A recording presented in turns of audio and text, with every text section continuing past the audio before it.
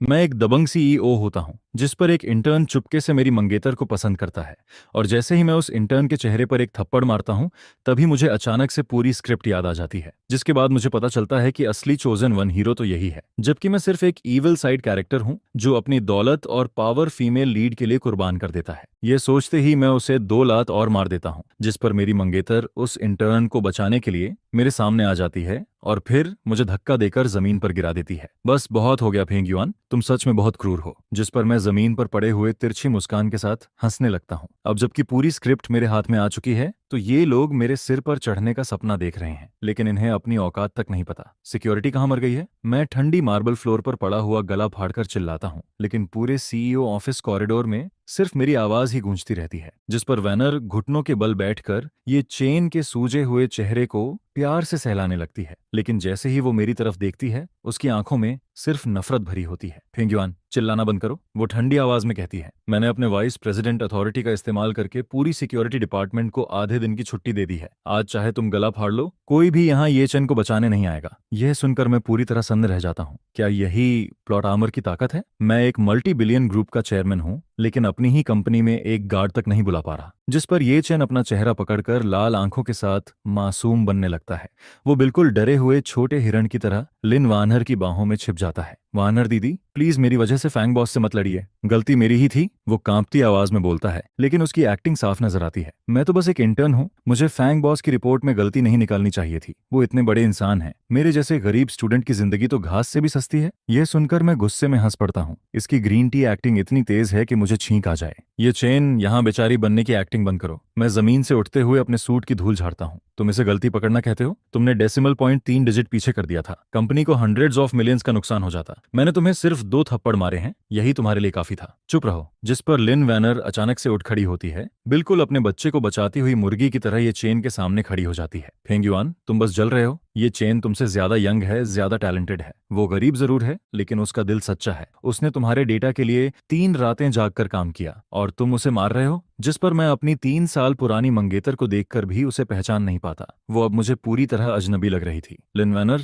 तुम्हारा दिमाग खराब हो गया है क्या? मैं ये चेन की तरफ उंगली दिखाते हुए बोलता हूँ। जिस आदमी को एक्सेल फॉर्मूला तक इस्तेमाल करना नहीं आता, उसे तुम टैलेंट बोल रही हो? एचआर डिपार्टमेंट को अभी कॉल करो, इस ये चेन को तुरंत फायर किया जाए। हमारी कंपनी किसी निकम्मे और ग्रीन टी एक्टर को नहीं पालती। यह सुनते ही ये चेन के कंधे कांपने लगते हैं और उसकी आंखों से आंसू गिरने लगते हैं। फैंग बॉस, प्लीज मुझे नौकरी से मत निकालिए। मेरी दादी हॉस्पिटल में है, मुझे इस जॉब की बहुत जरूरत है। वो रोते हुए मेरे सामने घुटनों पर बैठने ही वाला था, लेकिन तभी लिन वैनर उसे पकड़कर रोक लेती है। उसकी आंखें भी लाल हो चुकी थीं। ये चेन, मर्द घुटनों पर नहीं गिरते। तुम इस कोल्ड बोल्ड कैपिटलिस्ट के सामने नहीं झुकोगे। जिस पर वो फिर मेरी तरफ घूरते हुए बोलती है, फेंग युआन, तुम्हें उसे फायर करने का कोई हक नहीं है। मैं कंपनी का सीईओ हूँ और मुझे हक नहीं है। मैं हंस पड़ता हूँ, जैसे कोई दुनिया का सबसे बड़ा मजाक सुन लिया हो। जिस पर लिन वैनर अपने बैग से एक फाइल निकालकर सीधे मेरे चेहरे पर फेंक देती है। खुद देख लो, मैंने अपने शेयर्स को गारंटी में रखकर ये चेन को प्रोजेक्ट मैनेजर असिस्टेंट प्रमोट कर दिया है। कॉन्ट्रैक्ट साइन हो चुका है। अगर तुम उसे फायर करोगे तो 50 मिलियन कंपेंसेशन देना पड़ेगा। फाइल जमीन पर बिखर जाती है, जिस पर मैं उसके सिग्नेचर और लाल कंपनी सील को देखकर अंदर तक भड़क जाता हूँ। इस औरत ने मेरे पैसे से इस गोल्ड डिगर को पालना शुरू कर दिया था। लिन वैनर, तुमने कंपनी सील का इस्तेमाल करके ऐसा ट्रैश कॉन्ट्रैक्ट साइन किया?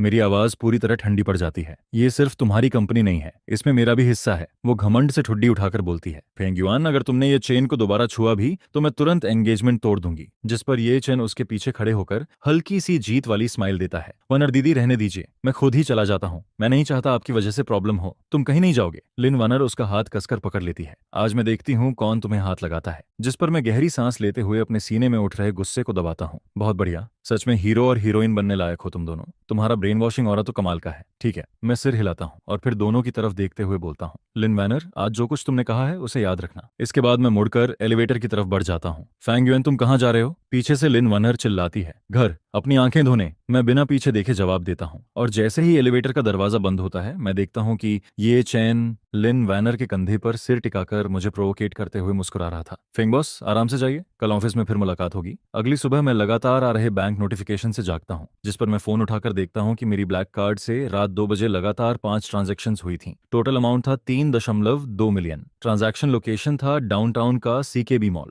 मैं अपना माथा दबाते हुए तुरंत अपने प्राइवेट अकाउंट मैनेजर को कॉल करता हूँ। गुड मॉर्निंग फैंग बॉस, मैं आपकी क्या मदद कर सकता हूँ? मेरे कार्ड से 3 मिलियन कैसे कट गए? क्या कार्ड हैक हो गया? मेरी आवाज बर्फ जैसी ठंडी थी, जिस पर सामने वाला मैनेजर कुछ सेकंड चुप हो जाता है। फैंग बॉस, आपको नहीं पता? वो हिचकिचाते हुए बोलता है। मिस लिन वैनर ने आपकी सप्लीमेंट्री कार्ड इस्तेमाल की थी। उन्होंने लिमिटेड एडिशन पाटेक फिलिप वॉच खरीदी है और साथ में कुछ हाई एंड कस्टम सूट्स भी। कस्टम सूट्स सुनते ही मेरा चेहरा और ठंडा पड़ जाता है। लिन वैनर के पिता को मरे हुए सालों हो चुके थे। ऐसे में वो ये चीजें अगर किसी के लिए खरीद रही थी तो साफ था कि वो सब ये चेन के लिए ही था। तुरंत उस सप्लीमेंट्री कार्ड को फ्रीज करो, मैं दांत पीसते हुए आदेश देता हूँ, लेकिन जिस पर मैनेजर की आवाज अचानक अजीब हो जाती है। सॉरी फैंग बॉस, मिस लिन पहले ही आपका ऑथोराइजेशन लेटर जमा कर चुकी हैं। जिस पर मैनेजर की आवाज और भी धीमी हो जाती है। उन्होंने उन सप्लीमेंट्री कार्ड्स को जॉइंट ओनरशिप कार्ड में अपग्रेड करवा दिया है। अब अगर कार्ड फ्रीज करना है तो दोनों ओनर्स की मौजूदगी और सिग्नेचर जरूरी होंगे। यह सुनते ही मैं झटके से बिस्तर से उठ बैठता हूँ। मैंने ऐसा ऑथोराइजेशन लेटर कब साइन किया था? जिस पर मुझे तुरंत समझ आ जाता है ये फिर वही घटिया प्लॉट पावर थी। सिर्फ मेल लीड पर पैसा लुटाने के लिए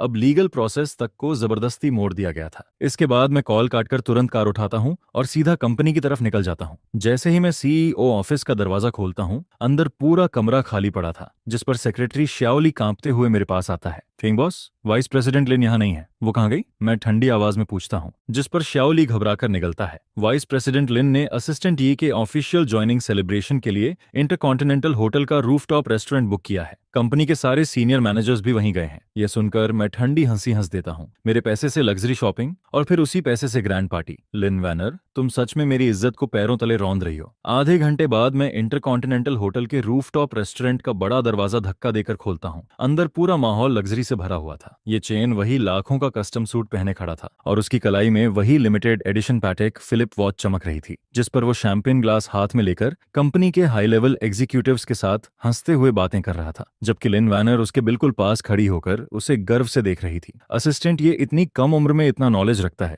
फ्यूचर ब्राइट है इसका। एग्जैक्टली, वाइस प्रेसिडेंट लिन की नजर सच में कमाल है। जो लोग रोज मेरे सामने सिर झुकाकर चलते थे, वही अब एक इंटर्न की चापलूसी कर रहे थे। जिस पर मैं ठंडे चेहरे के साथ अंदर कदम रखता हूँ और पूरा रेस्टोरेंट अचानक शांत हो जाता है। सबकी नजरें सीधे मेरी तरफ मुड़ जाती हैं। ये चेन मुझे देखते ही एक पल के लिए घबरा जाता है, लेकिन अगले ही सेकंड फिर वही बेचारा वाला एक्सप्रेशन बना लेता है। फैंग बॉस, आप यहाँ? वो डरने का नाटक करते हुए एक कदम पीछे हटता है। ये पार्टी मेरी कंपनी की है, पैसा मेरा लगा है, तो क्या मुझे यहाँ आने की परमिशन भी चाहिए? मैं सीधे उसके सामने जाकर खड़ा हो जाता हूँ, जिस पर लिन वैनर तुरंत ये चेन के आगे आकर खड़ी हो जाती है। फेंग युआन, अब तुम क्या करने आए हो? आज ये चेन का स्पेशल डे है, क्या तुम्हें हर हाल में सब खराब करना जरूरी लगता है? जिस पर मैं ये चेन की कलाई में पहनी वॉच की तरफ इशारा करता हूँ। वनर ने मेरे कार्ड से 3 मिलियन की वॉच खरीदकर एक अजनबी आदमी को गिफ्ट कर दी। सच बताओ, तुम्हारी स्किन टाइटेनियम एलॉय की बनी है क्या? मेरी बात खत्म होते ही आसपास खड़े मैनेजर्स के चेहरे बदल जाते हैं, लेकिन अजीब बात यह थी कि किसी की आंखों में मेरे लिए सिंपैथी नहीं थी। उल्टा सब मुझे ही गलत नजरों से देखने लगते हैं। फेंग बॉस, आपकी बातें बहुत खराब लग रही हैं। सेल्स डिपार्टमेंट का ओल्ड वांग भौहें चढ़ाकर बोलता है। वाइस प्रेसिडेंट लिन और असिस्टेंट ये का रिश्ता बिल्कुल साफ है, और आप इतने अमीर इंसान हैं, सिर्फ कुछ मिलियन युआन के लिए इतना हिसाब कौन करता है? एग्जैक्टली। फाइनेंस डिपार्टमेंट का लियू जे भी तुरंत साथ देता है। असिस्टेंट ये की फैमिली कंडीशन खराब है, वाइस प्रेसिडेंट लिन बस उसकी मदद कर रही हैं। फेंग बॉस, एक बड़े बिजनेसमैन होकर भी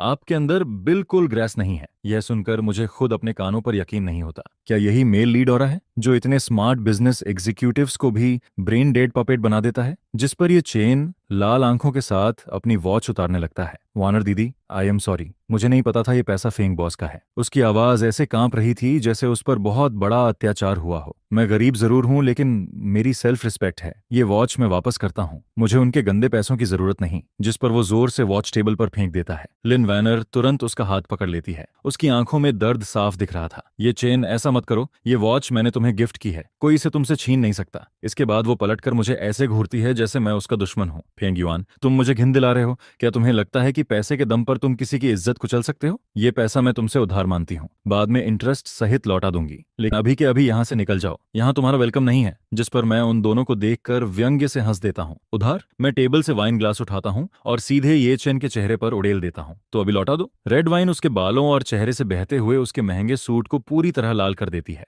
पूरा रेस्टोरेंट एकदम खामोश हो जाता है। सब लोग मुझे ऐसे देखने लगते हैं जैसे मैंने कोई बड़ा क्राइम कर दिया हो। फेंग युआन, तुम पागल हो गए हो, लिन वैनर चीख पड़ती है और फिर घबराकर टिश्यू से ये चेन का चेहरा साफ करने लगती है। जिस पर ये चेन आंखें बंद करके कांपने लगता है, जैसे वो बहुत बड़ी बेइज्जती सह रहा हो। वैनर दीदी, रहने दीजिए। वो धीरे से आंखें खोलता है। उसकी आंखों में जिद और अपमान भरा हुआ था। फेंग बॉस सही कह रहे हैं, मैं आपको कहते हैं मैं इस तरह के कपड़े पहनने लायक नहीं हूँ। मैंने उनके पैसों को गंदा कर दिया। उसकी ये विक्टिम एक्टिंग सुनते ही आसपास के लोगों का गुस्सा और बढ़ जाता है।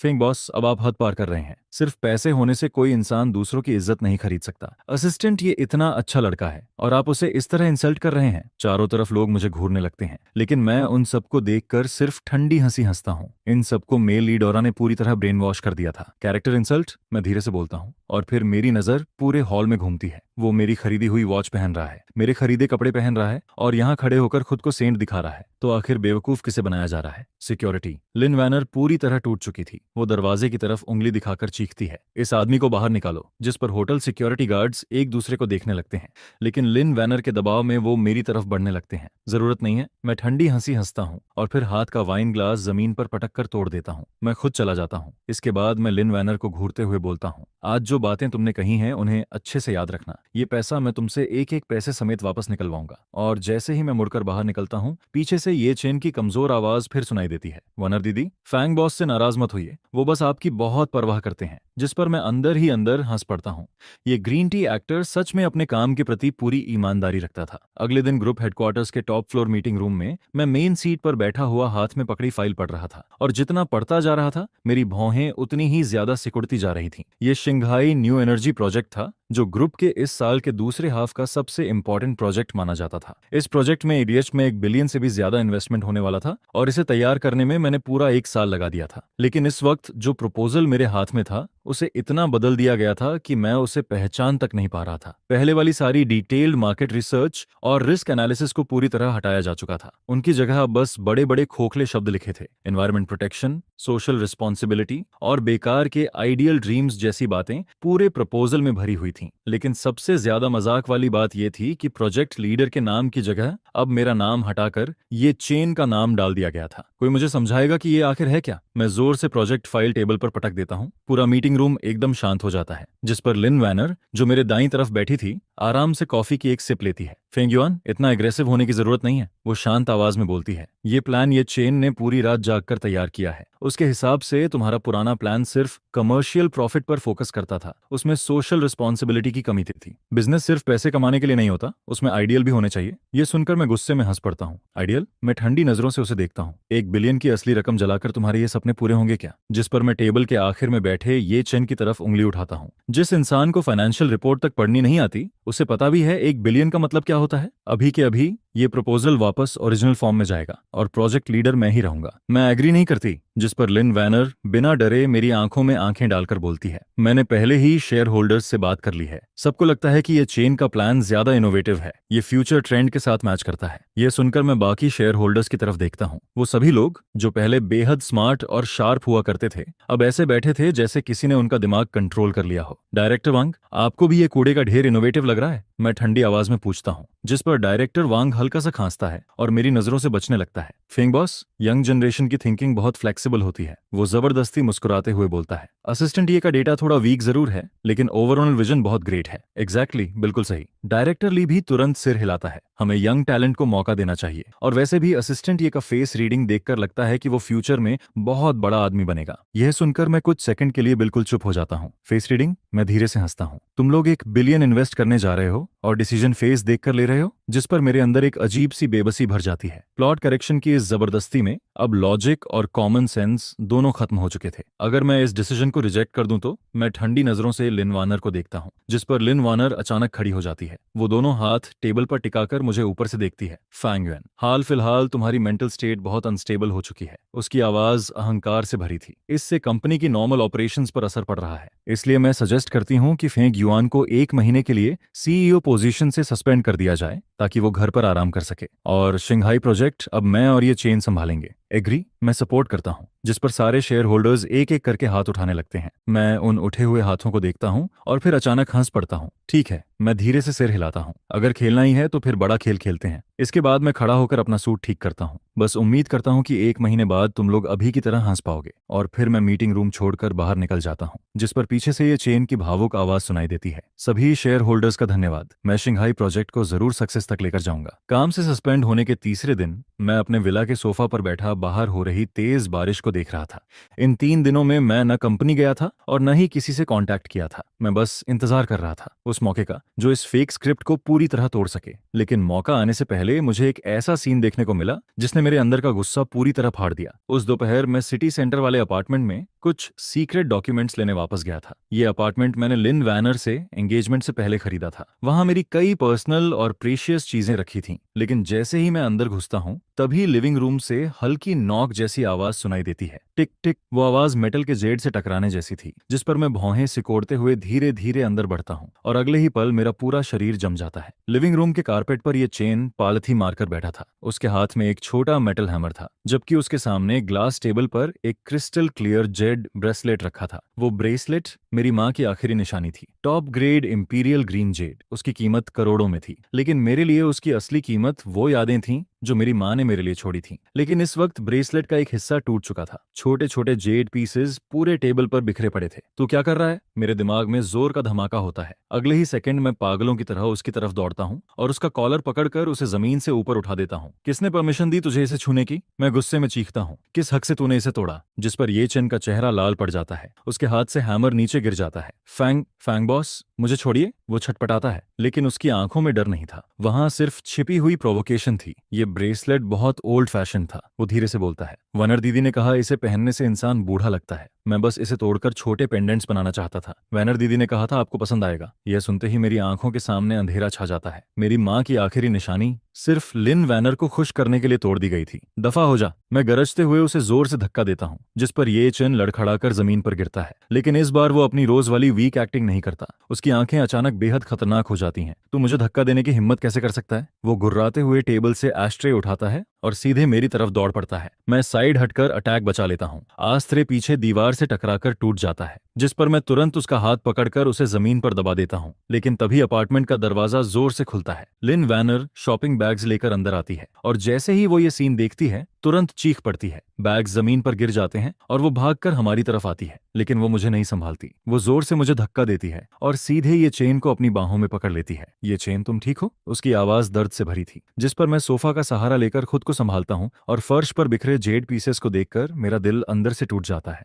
वानर, मैं भारी आवाज में बोलता हूँ। वो मेरी माँ की आखिरी निशानी थी। लेकिन लिन वैनर मेरी तरफ पलटकर ठंडी नजरों से देखती है। उसकी आंखों में जरा सी भी सिंपैथी नहीं थी। फेंगयुआन, बस करो। वो चिढ़कर बोलती है। सिर्फ एक टूटा हुआ ब्रेसलेट ही तो था, क्या तुम्हें इतनी हिंसा करने की जरूरत थी? ये चेन सिर्फ मेरे लिए पेंडेंट बनाना चाहता था, लेकिन तुमने उसे इस हालत में पहुंचा दिया। टूटा हुआ ब्रेसलेट। मैं उसके चेहरे को देखता हूँ और पहली बार मुझे उससे घिन महसूस होती है। लिन वैनर, मैं धीरे धीरे सोफा पकड़कर खड़ा होता हूँ। तुमने मेरे पैसे लिए, मेरा प्रोजेक्ट छीना और अब मेरी माँ की आखिरी निशानी भी बर्बाद कर दी। क्या तुम्हें सच में लगता है कि मैं तुम लोगों से निपट नहीं सकता हूँ? जिस पर दिए थान लामुएन्नी के पीछे खड़े होकर ठंडी हंसी हंसता है। मैनेजर फॉ, अब तुम्हें ऑलरेडी सस्पेंशन मिल चुका है, फिर भी तुम्हारे अंदर यहाँ चिल्लाने की हिम्मत कैसे है? जिस पर वह आगे कहता है। सिस्टर वेन्नी, चलो यहाँ से चलते हैं। इस पागल इंसान पर ध्यान देने की कोई जरूरत नहीं है। जिस पर लम उयन्नी मुझे घृणा भरी नजरों से देखती है। फुंगविन, तुमने मुझे बहुत ज्यादा डिसअपॉइंट किया है। आज से हमारी एंगेजमेंट खत्म होती है। इस अपार्टमेंट का पासवर्ड भी मैं बदल दूंगी। आगे से यहाँ आने की कोशिश मत करना। यह कहकर वह बिना पीछे मुड़े वहां से चली जाती है, जिसके तुरंत बाद दरवाजा जोर से बंद होता है। कमरे के अंदर अब सिर्फ मैं और फर्श पर बिखरे हुए टूटे जेड के टुकड़े बचे रहते हैं, जिस पर मैं धीरे से घुटनों के बल बैठता हूँ और उन जेड के टुकड़ों को एक एक करके उठाने लगता हूँ। मेरी हथेली उन नुकीले टुकड़ों से कटने लगती है, लेकिन मुझे दर्द तक फील नहीं होता, क्योंकि दिल के अंदर का दर्द इन सब से कहीं ज्यादा गहरा होता है। इसके बाद मैं फ्लोर टू सीलिंग विंडो के पास जाकर नीचे देखता हूँ, जहां लामुयन्नी दिए थान के लिए अम्ब्रेला पकड़े हुए उसके साथ बारिश में चलते हुए दिखाई देती है। दोनों एक दूसरे को पकड़कर आगे बढ़ते रहते हैं, जिस पर मैं अपना फोन निकालता हूं और कॉन्टैक्ट लिस्ट के सबसे नीचे छुपे हुए एक नंबर पर कॉल लगाता हूं। 3 रिंग के बाद सामने से कॉल उठाया जाता है। तभी दूसरी तरफ से एक भारी और अथॉरिटी भरी आवाज सुनाई देती है। Uncle Wong. जिस पर मैं ग्लास में दिखाई दे रहे अपने थके हुए रिफ्लेक्शन को देखता हूं और मेरे होंठों पर एक ठंडी मुस्कान आ जाती है। गेम खत्म हो चुका है, प्लान भी एक्टिवेट करो। अब मैं इन्हें ऐसी हालत में पहुंचाऊंगा कि ये लोग मौत से भी बदतर जिंदगी जिएंगे। 3 दिन बाद दिन है प्रोजेक्ट की grand signing ceremony city centre के हिन होटल में आयोजित होती है, जिस पर लामुयन्नी पूरे बैंक्वेट हॉल को बुक कर लेती है और शहर के लगभग सभी मीडिया हाउस को इनवाइट किया जाता है।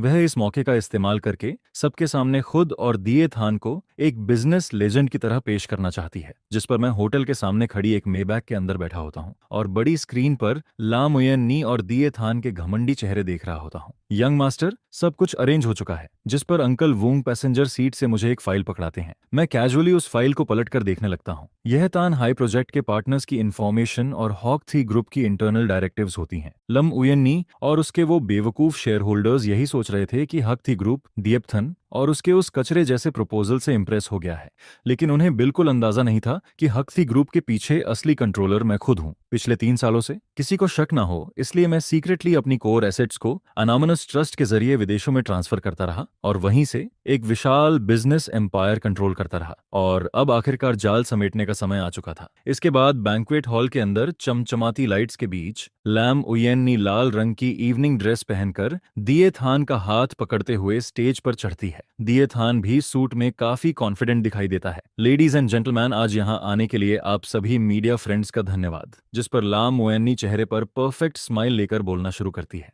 आज लाम ग्रुप और हॉक थी ग्रुप के बीच तिनहाई प्रोजेक्ट की ऑफिशियल पार्टनरशिप होने जा रही है और मैं खास तौर पर उस इंसान को थैंक्स कहना चाहती हूँ जिसने इस प्रोजेक्ट को पॉसिबल बनाया। जिस पर वह प्यार भरी नजरों से दिए थान को देखती है, यानी मिस्टर दिए थान। इन्होंने अपनी एक्स्ट्रा ऑर्डिनरी टैलेंट और सेल्फलेस डेडिकेशन से हॉक थी ग्रुप के रिप्रेजेंटेटिव्स को इम्प्रेस किया है। यह सुनकर नीचे बैठे लोग जोरदार तालियां बजाने लगते हैं, जिस पर दिए थान माइक पकड़कर इमोशनल चेहरा बनाता है। मैं सिस्टर यूएननी के ट्रस्ट के लिए शुक्रगुजार हूँ। मैं सिर्फ एक नॉर्मल इंटर्न हूँ, लेकिन मैं मानता हूँ कि अगर इंसान के अंदर सपना हो तो वह मिरेकल क्रिएट कर सकता है। जिस पर वह आगे कहता है, वो कैपिटलिस्ट्स जो सिर्फ प्रॉफिट्स देखते हैं और एम्प्लॉयज को एक्सप्लॉइट करते हैं, उन्हें एक ना एक दिन समय जरूर खत्म कर देगा। उसकी ये फेक मोटिवेशनल बातें सुनकर नीचे बैठे छोटे मीडिया रिपोर्टर्स लगातार सिर हिलाने लगते हैं। बहुत बढ़िया कहा। इसके बाद लम उयेन्नी जोर से अनाउंस करती है, और अब मैं हक थी ग्रुप के Asia Pacific chairman mister William को कॉन्ट्रैक्ट साइनिंग के लिए स्टेज पर इनवाइट करती हूँ। जिस पर बैंकेट हॉल का दरवाजा धीरे धीरे खुलता है, लेकिन अंदर आने वाला इंसान विलियम नहीं बल्कि मैं होता हूँ। मैं एक कस्टम मेड ब्लैक सूट पहनकर अंदर एंटर करता हूँ। मेरे माथे पर एक छोटा बैंडेज लगा होता है और मेरी आंखें बर्फ की तरह ठंडी दिखाई देती हैं। 4 ब्लैक सूट बॉडीगार्ड्स मुझे प्रोटेक्ट करते हुए रेड कारपेट पर आगे बढ़ते रहते हैं। पूरा हॉल अचानक शोर से भर जाता है। फुवियन यहाँ क्या कर रहा है? क्या इसे सस्पेंड नहीं किया गया था? जिस पर लाम यूएननी का चेहरा तुरंत उतर जाता है। फुवियन, तुम यहाँ क्या करने आए हो? वह गुस्से में चिल्लाती है। सिक्योरिटी, इसे तुरंत बाहर निकालो, आज साइनिंग सेरेमनी है, यहाँ तमाशा करने की जगह नहीं है। लेकिन जैसे ही गार्ड्स मेरी तरफ बढ़ते हैं, मेरे पीछे खड़े बॉडीगार्ड्स उन्हें रोक देते हैं। मैं लम उयेन्नी की उस बेबस चीख को पूरी तरह इग्नोर करता हूँ और सीधे स्टेज के सामने जाकर एक चेयर खींचकर बैठ जाता हूँ। मैं यहाँ क्यों आया हूँ? जिस पर मैं जेब से वही प्रपोजल निकालकर सीधे डियपथान के चेहरे पर फेंक देता हूँ। मैं यहाँ तुम्हें ये दिखाने आया हूँ कि असली कैपिटलिस्ट किसे कहते हैं। जिस पर दियथान 2 कदम पीछे लड़खड़ाता है। वह गुस्से से मुझे घूरते हुए चिल्लाता है, फुवियन, क्या तुम पागल हो गए हो? हाकशी ग्रुप का रिप्रेजेंटेटिव अभी आने वाला है। यहाँ प्रॉब्लम क्रिएट करके तुम पूरे हाकशी ग्रुप को ऑफेंड कर रहे हो। यह सुनकर मैं जोर से हंस पड़ता हूँ। हक्ति ग्रुप को ऑफेंड कर रहा हूँ? फिर मैं अंकल वुंग की तरफ देखकर कहता हूँ, अंकल वुंग,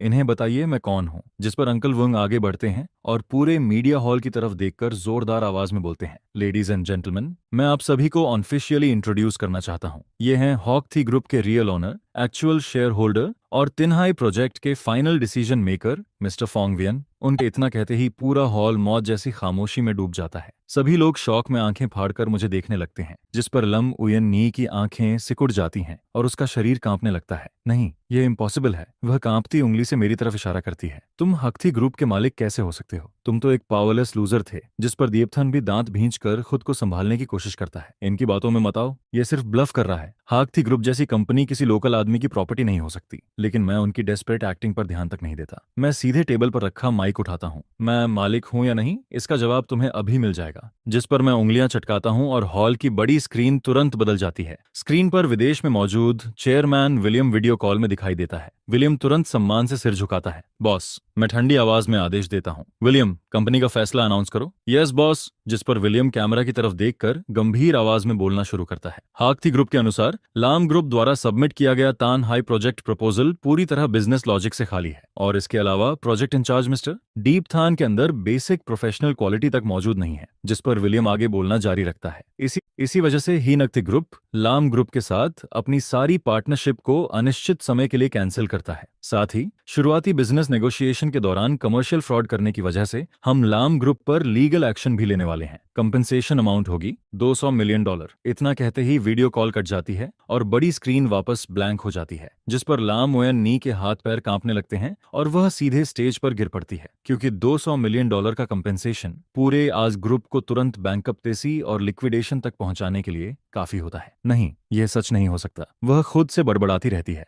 उसका परफेक्ट मेकअप अब बेहद हास्यास्पद दिखाई देता है, जिस पर दिए थान भी पूरी तरह सुन्न पड़ जाता है। जिस पैशन और मोटिवेशन पर उसे इतना घमंड था, वह सब एब्सोल्यूट कैपिटल पावर के सामने चूर चूर हो चुका था। इसके बाद मैं धीरे से खड़ा होता हूँ और ऊपर से उन दोनों को देखता हूँ। दिए थान, क्या तुमने नहीं कहा था कि कैपिटलिस्ट्स को एक दिन समय खत्म कर देगा? जिस पर मैं उसके सामने जाकर ठंडी नजरों से उसे घूरता हूँ। अब देखो, खत्म तो तुम हो चुके हो। पूरी साइनिंग सेरेमनी अब एक मजाक बन चुकी थी। मीडिया वाले ऐसे टूट पड़ते हैं जैसे शार्क को खून की स्मेल मिल गई हो। सभी लोग लगातार कैमरों चलाकर फर्श पर गिरी हुई लाम उयेन नी की बेइज्जती भरी हालत और दिए थान के राख जैसे पड़े चेहरे की फोटोज लेने लगते हैं।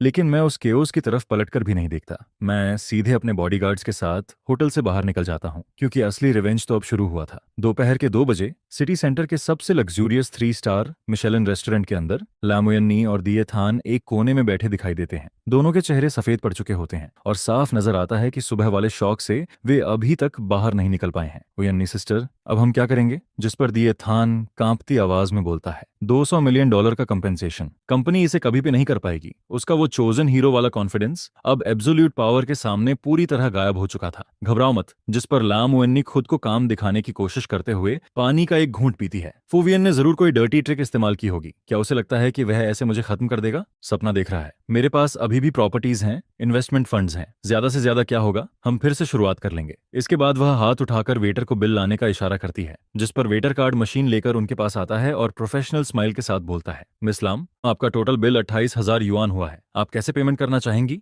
लाम उयेन नी तुरंत अपना ब्लैक कार्ड निकालकर वेटर को देती है। कार्ड स्वाइप करो। जिस पर वेटर कार्ड मशीन पर कार्ड स्वाइप करता है। अगले ही पल मशीन से वार्निंग बीप की आवाज आने लगती है। सॉरी मिस लाम, आपका कार्ड फ्रीज हो चुका है। यह सुनकर लाम उयेन नी पूरी तरह स्टनर्ड रह जाती है। ये कैसे पॉसिबल है? यह फोंगवियान का सप्लीमेंट्री कार्ड है। इसकी तो अनलिमिटेड लिमिट थी। एक बार फिर ट्राई करो। जिस पर वेटर दोबारा स्वाइप करता है, लेकिन मशीन फिर वही वार्निंग साउंड निकालती है। रियली सॉरी, कार्ड सच में फ्रीज हो चुका है। लाम उयेन नी दांत पीसते हुए अपना खुद का क्रेडिट कार्ड निकालती है। तो ये वाला यूज करो। लेकिन अगले ही पल वेटर फिर बोलता है, मिस लाम, इस कार्ड में इनसफिशिएंट बैलेंस है। तो ये वाला, ये बैंक ने लॉक कर दिया है। लगातार 5 कार्ड्स बदलने के बाद भी सभी पेमेंट फेल हो जाती हैं, जिस पर आसपास खाना खा रहे लोग उनकी तरफ अजीब नजरों से देखने लगते हैं। अरे, यह तो लाम ग्रुप की वाइस प्रेसिडेंट नहीं है। इतने बड़े लोग होकर 20,000 युआन तक पे नहीं कर पा रहे। तुम्हें पता नहीं, सुबह साइनिंग सेरेमनी पूरी तरह फेल हो गई। उन्होंने फॉ ग्रुप को ऑफेंड कर दिया है। अब लाम फैमिली बैंकरप्टेसी के कगार पर है। ये सारी फुसफुसाहटें लाम उयेन के कानों में साफ सुनाई देती हैं, जिस पर उसका चेहरा शर्म से लाल पड़ जाता है। इसके बाद वह तुरंत दिए थान की तरफ मुड़ती है। पहले तुम पेमेंट कर दो। लेकिन दिए थान ऑकवर्ड होकर नजरें चुराने लगता है। सिस्टर उयेन, मेरी सैलरी अभी तक नहीं आई। मेरे अकाउंट में सिर्फ कुछ 100 युआन ही बचे हैं। यह सुनकर लाम उयेन गुस्से से कांपने लगती है। तभी रेस्टोरेंट का दरवाजा खुलता है, जिस पर मैं अपने लॉयर के साथ आराम से अंदर एंटर करता हूँ। मिस्टर फो, वेलकम। रेस्टोरेंट मैनेजर तुरंत झुककर मेरा स्वागत करता है। मैं हल्का सा सिर हिलाता हूँ और सीधे लाम उयेन की टेबल तक पहुंच जाता हूँ। क्या बात है वाइस प्रेसिडेंट लम? जिस पर मैं चेयर खींचकर बैठता हूँ और ठंडी मुस्कान के साथ उसे देखता हूँ। एक मील के पैसे भी अब गरीब स्टूडेंट से भरवाने पड़ रहे हैं? फुंगवियन, जिस पर लम उयेन अचानक खड़ी होकर गुस्से से चिल्लाती है, तुमने आखिर किया क्या है? मेरे सारे कार्ड्स क्यों बंद हो गए हैं? लेकिन मैं उसकी तरफ देखता तक नहीं। मैं पीछे खड़े लॉयर को इशारा करता हूँ, जिस पर लॉयर आगे बढ़ता है और ब्रीफ केस से मोटी डॉक्यूमेंट्स फाइल निकालकर टेबल पर रख देता है। हेलो मिस लम, मैं मिस्टर फूंग का पर्सनल लॉयर हूँ। वह शांत आवाज में बोलता है, क्योंकि आप और मिस्टर फू हों की एंगेजमेंट ऑफिशियली खत्म हो चुकी है, इसलिए मिस्टर फू हों उन सभी एसेट्स को वापस लेने वाले हैं जो रिलेशनशिप के दौरान आपको फ्री यूज के लिए दिए गए थे। जिस पर लॉयर अपना चश्मा ठीक करते हुए आगे बोलता है, इन एसेट्स में सिटी सेंटर का लग्जरी अपार्टमेंट, एक लग्जरी स्पोर्ट्स कार्स, आपके नाम पर मौजूद सभी सप्लीमेंट्री क्रेडिट कार्ड्स। इसके बाद वह टेबल पर रखे उसके लग्जरी बैग और गले में पहनी डायमंड नेकलेस की तरफ इशारा करता है, और आपके शरीर पर मौजूद सारे लग्जरी आइटम्स शामिल हैं जिनका पेमेंट मिस्टर फो ने किया था। यह सुनकर लम उयेन की आंखें पूरी तरह फैल जाती हैं, जैसे उसने कोई इम्पॉसिबल बात सुन ली हो। क्या तुम पागल हो गए हो? वह गुस्से से चिल्लाती है। ये सब तुमने मुझे गिफ्ट्स में दिया था, कोई गिफ्ट वापस मांगता है क्या? जिस पर मैं चेयर पर पीछे टिकते हुए दोनों हाथ जोड़ लेता हूँ। एक करेक्शन कर दूं, मैं ठंडी आवाज में बोलता हूँ, हर ट्रांसफर रिकॉर्ड और परचेज डॉक्यूमेंट में साफ लिखा हुआ है बोरोड। मेरे पैसे आसमान से नहीं गिरते लाम उयेन। तुमने एक बाहरी आदमी के लिए मुझसे दुश्मनी ली है। अब तुम इन चीजों को यूज करने के लायक नहीं हो। अब तुरंत बैग और नेकलेस नेकलेस उतारो। सपना देख रहे हो? जिस पर लाम वेन्नी अपना बैग कसकर पकड़ लेती है और पागलों की तरह चिल्लाने लगती है, फू वियन, तुम घटिया और कंजूस इंसान हो, तुम्हारी मौत भी अच्छी नहीं होगी। मैं उसकी तरफ ठंडी नजरों से देखता हूँ और फिर धीरे से दिए थान की तरफ मुड़ जाता हूँ। दिए थान, क्या तुम खुद को बहुत ऑनरेबल आदमी नहीं कहते थे? मैं व्यंग्य से मुस्कुराता हूँ। क्या तुम नहीं कहते थे कि तुम्हें मेरे गंदे पैसों की जरूरत नहीं है? अब तुम्हारी प्यारी सिस्टर यूएननी की सारी लग्जरी उतरने वाली है। अगर तुम इतने बड़े मर्द हो तो उसकी जगह पेमेंट करके दिखाओ। जिस पर दिए थान का चेहरा कभी हरा तो कभी सफेद पड़ने लगता है। वह दांत भींचकर अचानक खड़ा होता है। मिस्टर फो, हद से ज्यादा मत बढ़ो। इतना कहकर वह मेरी तरफ पंच मारने की कोशिश करता है, लेकिन उसी पल मेरे पीछे खड़े दोनों बॉडीगार्ड्स उसे दोनों तरफ से पकड़कर टेबल पर दबा देते हैं, जिस पर मैं ठंडी हंसी हंसता हूँ। ये मेरा अपार्टमेंट नहीं है जहां स्क्रिप्ट होना तुम्हें बचा लेगी। चलो अब हिलकर दिखाओ। दिए थान टेबल पर दबा हुआ अपमान में सिर्फ भारी सांसें लेता रह जाता है। इसके बाद मैं लामुयेन्नी की तरफ देखकर सिर्फ एक शब्द बोलता हूँ, उतारो। जिस पर लामुयेन्नी का पूरा शरीर कांपने लगता है। रेस्टोरेंट में मौजूद सभी लोगों के सामने लामुयेन्नी बेइज्जती से कांपते हुए अपने गले से नेकलेस उतारती है और एचसी बैग को जोर से टेबल पर फेंक देती है। फुंगवियन, तुम बस इंतजार करो, मैं तुम्हें कभी माफ नहीं करूंगी। जिस पर वह चेहरा ढककर रोते हुए रेस्टोरेंट से बाहर भाग जाती है। इसके बाद जैसे ही बॉडीगार्ड्स दिए थान को छोड़ते हैं, वह भी शर्मिंदगी में सिर झुकाकर उसके पीछे पीछे निकल जाता है। मैं टेबल पर पड़े उस बैग और नेकलेस की तरफ घृणा से देखता हूँ, फिर हाथ हिलाकर उन्हें फेंक देने का इशारा करता हूँ। इनमें अब चीप ग्रीन टी बिच की स्मेल आने लगी है। अगली सुबह लाम ग्रुप की टॉप फ्लोर मीटिंग रूम के अंदर माहौल इतना भारी होता है जैसे हवा तक जम गई हो, क्योंकि कल हॉक थी ग्रुप की तरफ से आया $200 मिलियन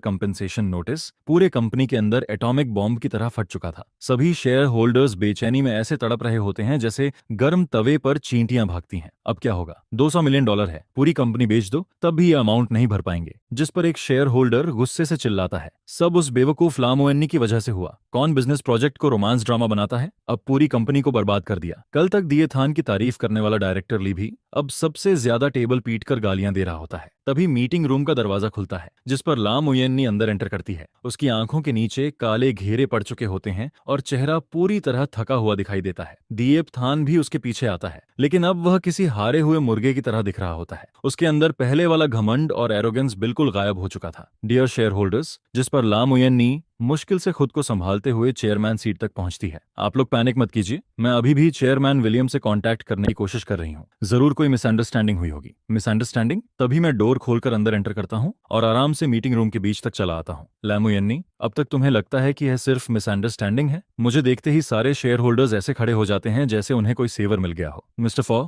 आखिरकार आप आ गए। आपको कंपनी बचानी ही होगी। पहले हमसे गलती हो गई थी, हम लामुएन्नी की बातों में आ गए थे। असल में कंपनी की रीनस तो आप ही थे। मैं ठंडी हंसी हंसता हूँ और इन मौके पर रंग बदलने वाले लोगों को बिल्कुल इंपॉर्टेंस नहीं देता। इसके बाद मैं कॉन्फ्रेंस टेबल तक जाता हूँ और मोटी फाइनेंशियल रिपोर्ट्स की फाइल जोर से टेबल पर फेंक देता हूँ। कंपनी को बचाया जा सकता है। मैं चेयर खींचकर बैठता हूँ, लेकिन उससे पहले कंपनी के अंदर छिपे कीड़ों को साफ करना जरूरी है। जिस पर लामुएन्नी की नजर उन रिपोर्ट्स पर पड़ती है और उसकी आंखें घबराहट में कांपने लगती हैं। फुवियन, अब तुम क्या करने वाले हो? खुद देख लो। डायरेक्टर वू तुरंत रिपोर्ट उठाकर देखने लगता है, लेकिन सिर्फ 2 पेजेस पलटते ही उसका चेहरा बदल जाता है। ये क्या है? वह कांपती उंगली से लामुएन्नी की तरफ इशारा करता है। पिछले महीने मार्केटिंग डिपार्टमेंट के 3 मिलियन युआन प्रमोशन फंड्स एक फेक शेल कंपनी के अकाउंट में क्यों ट्रांसफर हुए? और ये देखो, आर और डी डिपार्टमेंट के 5 मिलियन युआन इक्विपमेंट फंड्स आखिर डीएपथन के पर्सनल अकाउंट में कैसे पहुंचे? यह सुनते ही पूरा मीटिंग रूम हंगामे से भर जाता है। सभी शेयर होल्डर्स रिपोर्ट्स छीनकर देखने लगते हैं और जितना पढ़ते हैं उतना शॉक होते जाते हैं। लामुएन्नी, तुमने कंपनी फंड्स का इन्वेस्टमेंट किया है? तुम कंपनी के पैसे से इस प्रिटी बॉय को पाल रही थी?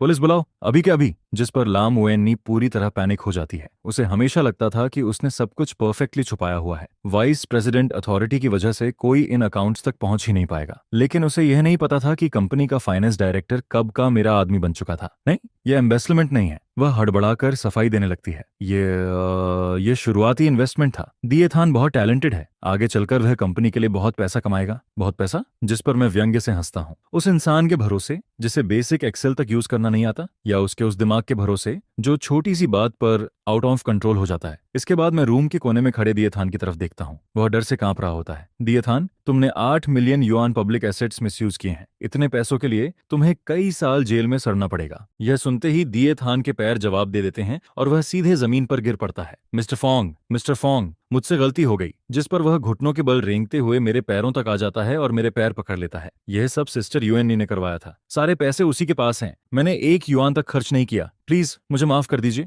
मेरी दादी अभी हॉस्पिटल में है। लेकिन अगले ही पल मैं उसे जोरदार किक मारकर दूर फेंक देता हूँ। तेरी दादी 3 साल पहले मर चुकी है। मैं ठंडी नजरों से उसे घूरता हूँ। और जो पैसे तूने स्कैम करके लिए थे उनसे मकाओ में गैम्बलिंग करता था और क्लब्स में लड़कियों के साथ मौज उड़ाता था। क्या तुझे लगता है कि मैं इन्वेस्टिगेशन नहीं करवाऊंगा? जिस पर दिए थान का पूरा सच सबके सामने खुल जाता है। वह जमीन पर गिरा हुआ राख जैसे चेहरे के साथ कांपने लगता है। लम मुयन्नी अविश्वास से उसे घूरती रह जाती है। तुम गैम्बलिंग करते थे और लड़कियों के पास भी जाते थे, लेकिन तुमने कहा था कि वह सारे पैसे चैरिटी में खर्च हुए। जिस हीरो पर उसे इतना गर्व था, जिसके लिए उसने मुझसे दुश्मनी ली, जिस प्योर बॉय को बचाने के लिए उसने कंपनी का पैसा तक चुरा लिया, वह असल में शुरू से आखिर तक सिर्फ एक फ्रॉड निकला, एक घटिया इंसान। तभी नीचे से पुलिस सायरन की आवाज सुनाई देती है, जिस पर कुछ यूनिफॉर्म पहने पुलिस ऑफिसर्स मीटिंग रूम में एंटर करते हैं। कौन है दिए थान? कौन है ला मुयन्नी? आप दोनों पर पब्लिक फंड एम्बेशमेंट और इलीगल एसेट ऑक्यूपेशन का शक है। कृपया हमारे साथ चलिए। अगले ही पल ठंडी हैंडकफ्स दिए थान के हाथों में बंध जाती हैं, जिस पर 2 फीमेल ऑफिसर्स ला मुयन्नी को पकड़कर बाहर ले जाने लगती हैं। वह आखिरी बार पलटकर मुझे होपलेस नजरों से देखती है। फुयेन, प्लीज मुझे बचा लो, मुझे अपनी गलती समझ आ गई है, लेकिन मैं चेयर पर बैठा रहता हूँ और उसकी तरफ देखने तक की जरूरत नहीं समझता। ले जाओ इन्हें, कंपनी का कारपेट गंदा मत करो। 1 महीने बाद ह्यूज फाइनेंशियल क्राइम की वजह से दिए थान ऑफिशियली अरेस्ट हो जाता है। अब उसका बाकी जीवन लंबी प्रिजन पनिशमेंट में गुजरने वाला था। वहीं दूसरी तरफ लामुयन्नी ने इल्लीगली लिए गए पैसों का कुछ हिस्सा वापस कर दिया था और लैम फैमिली ने अपनी आखिरी प्रॉपर्टीज बेचकर कंपनी का फाइनेंशियल होल किसी तरह भर दिया, जिसकी वजह से वह मुश्किल से जेल जाने से बच पाती है। लेकिन अब उसे पूरी तरह लैम ग्रुप से निकाल दिया गया था और उसके कंधों पर करोड़ों का डेट लग चुका था। इसके बाद मैं हाक थी ग्रुप की टॉप फ्लोर ऑफिस में बैठा रेड वाइन पी रहा होता हूँ। तभी प्राइवेट डिटेक्टिव की भेजी हुई एक वीडियो फाइल में प्ले करता हूँ। वीडियो के अंदर स्लम एरिया का एक टूटा फूटा रेंटल रूम दिखाई देता है, जिस पर ला मुयन्नी सस्ते कपड़े पहनकर बिखरे बालों के साथ जमीन पर बैठी कपड़े धो रही होती है। जो लड़की कभी अपने हाथों तक से पानी नहीं छूती थी, आज उसके पास वॉशिंग मशीन खरीदने तक के पैसे नहीं बचे थे। तभी अचानक रूम का दरवाजा जोर से लात मारकर खोला जाता है, जिस पर शराब की बदबू से भरा एक आदमी लड़खड़ाते हुए अंदर आता है। वह दिए थान का कजन होता है, जो सड़कों पर घूमने वाला एक लोकल थग था। क्योंकि दिए थान जेल जा चुका था, इसलिए लोन शार्क्स अब अपना पैसा ला मुयन्नी से वसूलने लगे थे। एक गंदी औरत, वह आदमी उसके बाल पकड़कर उसका सिर पानी से भरे टब में दबा देता है। आज का पैसा तैयार है या नहीं? मेरे पास सच में अब पैसे नहीं बचे। जिस पर ला मुयन्नी रोते हुए दया की भीख मांगने लगती है। ला मुयन्नी पागलों की तरह रोते हुए, चीखते हुए खुद को छुड़ाने की कोशिश करती है, जिस पर वो आदमी गुस्से में चिल्लाते हुए कहता है, पैसे नहीं है तो जाकर कमा कर ला। पहले तो खुद को बहुत बड़ा समझती थी ना, अब क्या हुआ? इसे भी मर्द कहते हैं क्या? यह सुनते ही वो आदमी हाथ उठाकर सीधे ला मुयन्नी के चेहरे पर जोरदार थप्पड़ मार देता है, जिससे वो जमीन पर गिर जाती है और फिर वो पूरे कमरे में सामान उलट पुलट कर पैसे ढूंढने लगता है। जिस पर मैं बिना किसी इमोशन के वो वीडियो बंद कर देता हूँ। मेल और फीमेल लीड की वो तथाकथित डेस्टिन्ड लव, जो पैसे और पावर की चमक हटने के बाद सामने आई, असल में नाली में पड़े सबसे गंदे कचरे से ज्यादा कुछ नहीं थी। इसके बाद दोपहर में रिसेप्शन से कॉल आता है, फू सर, नीचे एक औरत आई है, उसका नाम नुएन्नी है, वो आपसे मिलना चाहती है। सिक्योरिटी उसे कितना भी बाहर निकालने की कोशिश करे, लेकिन वो जाने को तैयार नहीं है। वो लॉबी में घुटनों के बल बैठी हुई है, जिस पर मैं शांत आवाज में कहता हूँ, उसे ऊपर भेज दो। करीब 10 मिनट बाद ला मुयन्नी को सिक्योरिटी वाले मेरे ऑफिस में लेकर आते हैं। वो पहले से बहुत ज्यादा दुबली हो चुकी होती है। उसके चेहरे पर थप्पड़ के निशान साफ दिखाई दे रहे होते हैं। उसके शरीर से सस्ते डिटर्जेंट और खट्टे पसीने की बदबू आ रही होती है। मुझे देखते ही वो तुरंत घुटनों के बल गिर जाती है। फुवियन, प्लीज मुझे बचा लो। वो रोते हुए घिसट कर मेरी डेस्क के पास आती है। वो लोन वाले लोग हर दिन आकर मुझे मारते हैं। मैं अब सच में जी नहीं पा रही हूँ। मुझे अपनी गलती समझ आ गई है। पहले मैं उस कमीने दिए थान की बातों में आ गई थी, लेकिन मेरे दिल में हमेशा सिर्फ तुम थे। फोंगवियन, क्या हम फिर से शुरुआत नहीं कर सकते?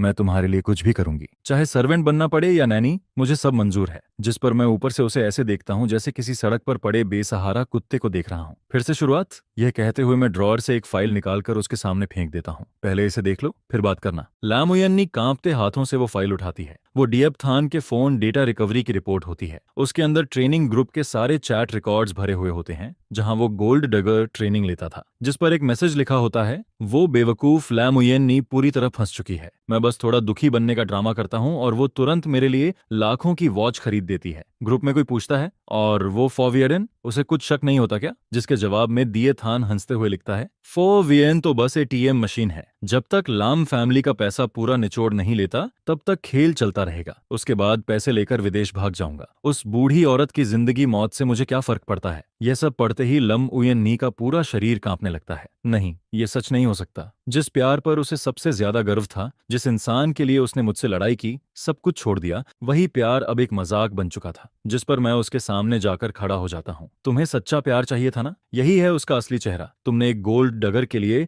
मेरी माँ की यादगार चीज तोड़ दी, हमारे 3 साल के रिश्ते को धोखा दिया, और अब जब तुम्हारे पास कुछ नहीं बचा, तब तुम वापस मेरे पास प्यार की बात करने आई हो। मैं उसके सामने बैठकर उसकी आंखों में देखता हूँ, जो पूरी तरह टूट चुकी होती हैं। देर से मिलने वाला प्यार सड़क पर पड़े कचरे से भी ज्यादा सस्ता होता है। इसके बाद मैं सिक्योरिटी की तरफ देखकर कहता हूँ, इसे बाहर फेंक दो, और अगर ये औरत दोबारा हाकथी के अंदर एक कदम भी रखे तो तुम सब नौकरी से बाहर हो जाओगे। जिस पर 2 गार्ड्स तुरंत उसे पकड़कर बाहर घसीटने लगते हैं। पूरे कॉरिडोर में लम उयन नी की दर्द भरी चीखें गूंजने लगती हैं। फुंगवियन, मैं गलत थी, मुझे सच में अपनी गलती समझ आ गई है। लेकिन इंसान जब पूरी तरह कोने में धकेल दिया जाता है, तब वो आखिरी बार पागलों की तरह तड़पता जरूर है। इसके बाद हाकशी से निकाले जाने के बाद भी लाम वेन्नी हार नहीं मानती, बल्कि वो एक बेहद बेवकूफी भरा फैसला लेती है। 3 दिन बाद इंटरनेट पर एक आर्टिकल आग की तरह फैलने लगता है, जिसका टाइटल होता है, एक अरबपति सीईओ का असली चेहरा, कैसे फोंगवियन ने मुझे बर्बाद कर दिया। उस आर्टिकल में लामुयेन्नी खुद को एक बेचारी विक्टिम की तरह दिखाती है।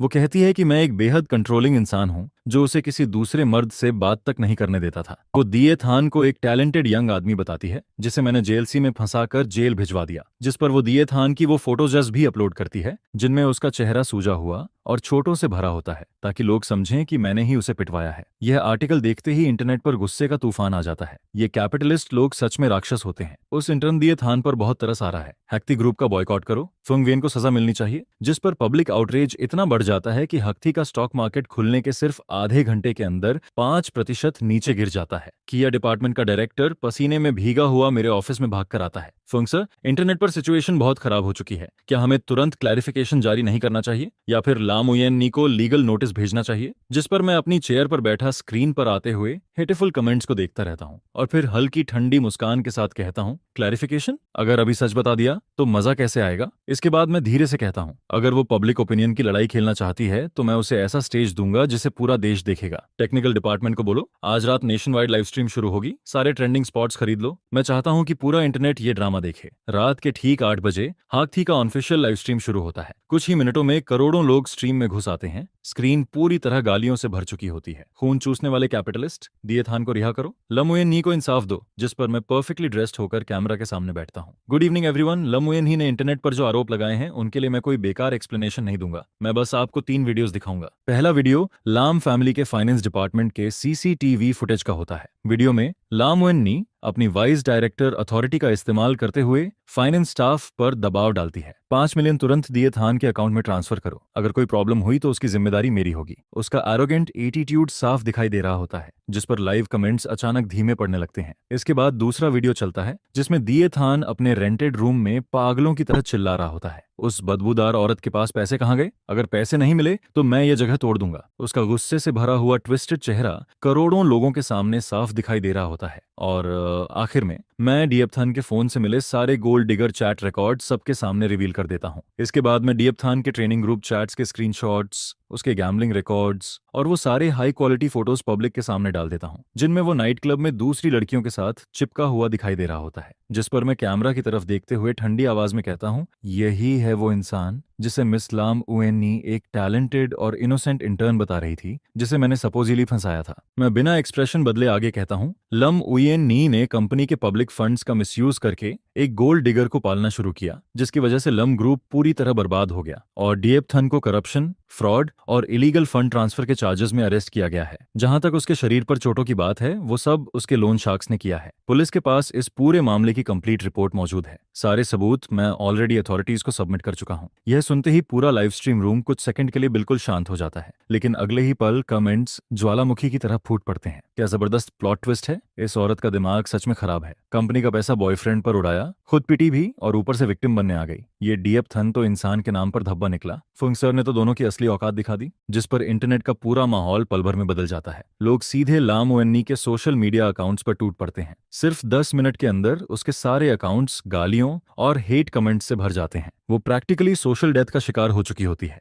इसके बाद मेरी लीगल टीम ऑफिशियली कोर्ट में केस फाइल कर देती है, जिस पर मैं आखिरी बार कैमरा की तरफ देखकर ठंडी आवाज में कहता हूं, मेरी डिमांड ज्यादा नहीं है, सिर्फ 100 मिलियन की डिफेमेशन कंपेंसेशन चाहिए। इसके बाद सीन बदलता है। शहर स्लम एरिया में लगातार बारिश हो रही होती है। टूटे हुए एस्बेस्टॉस रूफ से पानी टपक कर नीचे रखी टूटी टी टेबल पर गिर रहा होता है। पूरे कमरे में सीलन, सड़े नाले और फंगस की बदबू फैली हुई होती है। मुश्किल से 10 स्क्वायर मीटर के उस छोटे से रेंटेड रूम में हर तरफ कॉकरोचेस घूम रहे होते हैं। लामुयन्नी एक पुरानी फीकी चादर लपेटकर कमरे के कोने में सिकुड़ी बैठी होती है। कल रात के लाइव स्ट्रीम का असर अभी तक खत्म नहीं हुआ होता। उसने फोन बंद कर रखा होता है क्योंकि उसे इंटरनेट पर भरी गालियां देखने की हिम्मत नहीं होती। तभी अचानक दरवाजे पर जोर जोर से दस्तक होने लगती है, जिस पर लामुयन्नी डरते हुए दरवाजा खोलती है। वो कांप जाती है क्योंकि उसे लगता है शायद दिएथान के लोन शार्क्स फिर से आ गए हैं। लेकिन बाहर कोर्ट डिलीवरी स्टाफ खड़े होते हैं। मिस लामुयन्नी, कोर्ट नोटिस रिसीव करने के लिए साइन कीजिए। कोर्ट शब्द सुनते ही वो राहत की सांस लेती है, जिस पर वो जल्दी से दरवाजा खोलती है। 2 यूनिफॉर्म पहने हुए कोर्ट एम्प्लॉयज उसके हाथ में एक मोटी फाइल थमा देते हैं और रिसीट पर साइन करवाते हैं। लामुयन्नी कांपते हाथों से साइन करती है। स्टाफ रिसीट लेकर बिना उसकी तरफ दोबारा देखे बारिश में चला जाता है, जैसे उन्हें उसे देखने तक में घिन आ रही हो। दरवाजा बंद करने के बाद वो फाइल खोलती है। अंदर कोर्ट का ऑफिशियल लॉसूट डॉक्यूमेंट रखा होता है। प्लेनेटिव का नाम होता है फू वीएन। केस होता है डिफेमेशन और इकोनॉमिक लॉसेस। कंपनसेशन अमाउंट देखकर उसका दिमाग सुन्न पड़ जाता है। 100 मिलियन युआन। उस एक के पीछे लगे इतने सारे जीरो उसकी सांस रोकने लगते हैं, जिस पर उसके पैर जवाब दे देते हैं और वो सीधे गीली जमीन पर गिर पड़ती है। 100 मिलियन, अगर वो अपने सारे ऑर्गन बेच दे तब भी उस रकम का छोटा हिस्सा पूरा नहीं कर पाएगी। जिस पर वो कांपते हुए बड़बड़ाती है, नहीं, ऐसा नहीं हो सकता। फोंगवियन मुझे सिर्फ सू नहीं कर रहा, वो मुझे पूरी तरह खत्म करना चाहता है। लेकिन अगले ही पल उसकी आंखों में पागलपन झलकने लगता है। नहीं, मैं ऐसे हार नहीं मानूंगी। इसके बाद वो बेड के नीचे से टूटा हुआ फोन निकालती है, चार्जर लगाकर उसे ऑन करती है। फोन शुरू होते ही हजारों हेट मैसेजेस स्क्रीन पर फ्लड की तरह आने लगते हैं, लेकिन वो सब इग्नोर करके सीधे कॉन्टैक्ट्स खोलती है। आखिर वो पहले लाम ग्रुप की वाइस प्रेसिडेंट रह चुकी थी। बिजनेस वर्ल्ड में उसके बहुत कनेक्शंस थे। अमीर सेकंड जनरेशन हीयर्स, बड़े बिजनेसमैन और पुराने कॉन्टैक्ट्स। आम इंसान के लिए 100 मिलियन आसमान छूने वाली रकम हो सकती थी, लेकिन उन लोगों के लिए वो बस पॉकेट मनी जैसी थी, जिस पर वो तुरंत ट्रियो थियो को कॉल करती है। वो एक रिच रियल एस्टेट एयर होता है, जिसने पहले उसे काफी परस्यू किया था। कॉल कनेक्ट होते ही वो जल्दी से बोलती है, ट्रियो थियो, मैं उयन नहीं बोल रही हूँ। क्या अभी बात करना पॉसिबल है? मैं थोड़ी प्रॉब्लम में हूँ, क्या तुम मुझे कुछ पैसे लेंड कर सकते हो? लेकिन दूसरी तरफ से गुस्से भरी आवाज आती है, ओ यन्नी, डैम इट, तुम्हारी हिम्मत कैसे हुई मुझे फोन करने की? इसके बाद सीन फिर बदलता है। बारिश अब भी जारी होती है। लम उयन्नी भीगे बालों के साथ सड़क पर भटक रही होती है। उसका चेहरा पूरी तरह पीला पड़ चुका होता है। तभी उसकी नजर एक लग्जरी वेस्टर्न रेस्टोरेंट पर पड़ती है। बड़े ग्लास विंडो के अंदर शाम ग्याओ आराम से सोफा पर बैठी स्टेक खा रही होती है। उसने इस सीजन का एक्सपेंसिव हाउते काउचर आउटफिट पहना होता है। लाम युएन्नी तुरंत अंदर जाने की कोशिश करती है, लेकिन एंट्रेंस पर मौजूद गार्ड उसे रोक देता है। फटे कपड़ों में अंदर एंट्री अलाउड नहीं है। गार्ड की घृणा भरी नजरें उसके दिल में चुभ जाती हैं, जिस पर वो चुपचाप बारिश में पीछे हट जाती है और ठंडी हवा में कांपने लगती है। करीब आधे घंटे बाद शमगियो अपना हैंडबैग लेकर बाहर निकलती है। उसी समय एक ब्लैक मैबैक धीरे धीरे रेस्टोरेंट के सामने आकर रुकती है। एक बॉडीगार्ड जल्दी से बड़ा ब्लैक अम्ब्रेला खोलता है। रियर सीट की विंडो आधी नीचे होती है और अंदर बैठे एक आदमी का साइड प्रोफाइल दिखाई देता है। वो आदमी गोल्ड फ्रेम ग्लासेस पहने होता है। उसकी ऑरा बेहद खतरनाक और दबाव वाली होती है। वो होता है हार्डिन, डिनथिन इन्वेस्टमेंट फंड का चेयरमैन और फुंगवियन का सबसे बड़ा बिजनेस राइवल, जिस पर शाम जाओ मुस्कुराते हुए कार के पास जाती है। हाँ सर, सब काम हो चुका है। लम ग्रुप पूरी तरह कोलैप्स हो चुका है और साउथ सिटी वाला कोर लैंड प्रोजेक्ट अब सीक्रेटली डिनथिन के हाथ में आ गया है। हार्डिन हल्का सा सिर हिलाता है। गुड जॉब, कार में बैठो। यह सुनते ही करीब 10 मीटर दूर खड़ी लम उयन्नी पत्थर की तरह जम जाती है। साउथ सिटी वाला लैंड प्रोजेक्ट लम ग्रुप की सबसे वैल्यूएबल एसेट थी। उसे हमेशा लगा था कि बैंक्रप्सी के दौरान बैंक ने उसे चीप प्राइस पर सीज कर लिया, लेकिन वो सीधे डीन थिन के हाथ में कैसे पहुंच गई? जिस पर वो अचानक पागलों की तरह चिल्लाती है, शामगियो, और बिना सोचे उनकी तरफ दौड़ पड़ती है। मुझे सच बताओ, साउथ सिटी लैंड के पीछे क्या चल रहा है? लेकिन बॉडीगार्ड तुरंत रिएक्ट करता है और उसे जोर से धक्का दे देता है, जिस पर लाम युएन्नी सड़क किनारे पानी भरे गड्ढे में गिर जाती है। उसके पूरे शरीर पर कीचड़ लग जाता है। शमगियो रुकती है, फिर धीरे धीरे मुड़कर उसे ऊपर से देखने लगती है। वो अपने एक्सपेंसिव सिल्क हैंडकेरचिफ से नाक ढकते हुए तिरस्कार भरी आवाज में कहती है, तो ये तुम हो मिस लाम? जिस पर लाम उयन्नी की आंखें लाल हो जाती हैं। तुमने मुझे धोखा दिया है ना? तुम शुरू से मुझे मैनिपुलेट कर रही थी। शामगियो हंस पड़ती है। फिर वो अपना हैंडकेरचिफ सीधे पानी में फेंक देती है। अब जाकर समझी, तुम्हारा आईक्यू सच में चिंता की बात है। वो तिरछी मुस्कान के साथ आगे कहती है, तुम सच में सोचती थी कि दिए थान जैसा आदमी जिसे बिजनेस एटिकेट तक नहीं आता, वो कोई प्योर मेल लीड है। उस गोल्ड डगर ट्रेनिंग क्लास का कॉन्टैक्ट मैंने खुद उसे दिया था, और जो गरीब स्टूडेंट वाली इमेज उसने तुम्हारे सामने बनाई थी, उसे तैयार करने के लिए मैंने पूरी पीआर कंपनी हायर की थी, जो आधे महीने तक उसका सेटअप तैयार करती रही। तुम जैसी बेवकूफ लड़की न सिर्फ उसकी हर बात पर आंख बंद करके भरोसा करती रही, बल्कि उसके लिए कंपनी का पैसा तक उड़ाती रही। यह सुनते ही लाम ओएननी का पूरा शरीर कांपने लगता है। उसके दांत आपस में टकराने लगते हैं, जिस पर वो टूटे हुए स्वर में पूछती है, लेकिन मैं तो हमेशा तुम्हें अपनी सबसे अच्छी बहन मानती थी। शम्ग्यो उसके करीब आधा कदम आगे बढ़ती है, फिर बेहद धीमी लेकिन जहरीली आवाज में कहती है, क्योंकि तुम बेवकूफ थी। इसके बाद वो हल्की हंसी के साथ आगे कहती है, जब तक फोंग वियन लाम ग्रुप को प्रोटेक्ट कर रहा था, तब तक हम लोग उस कंपनी को छू तक नहीं सकते थे।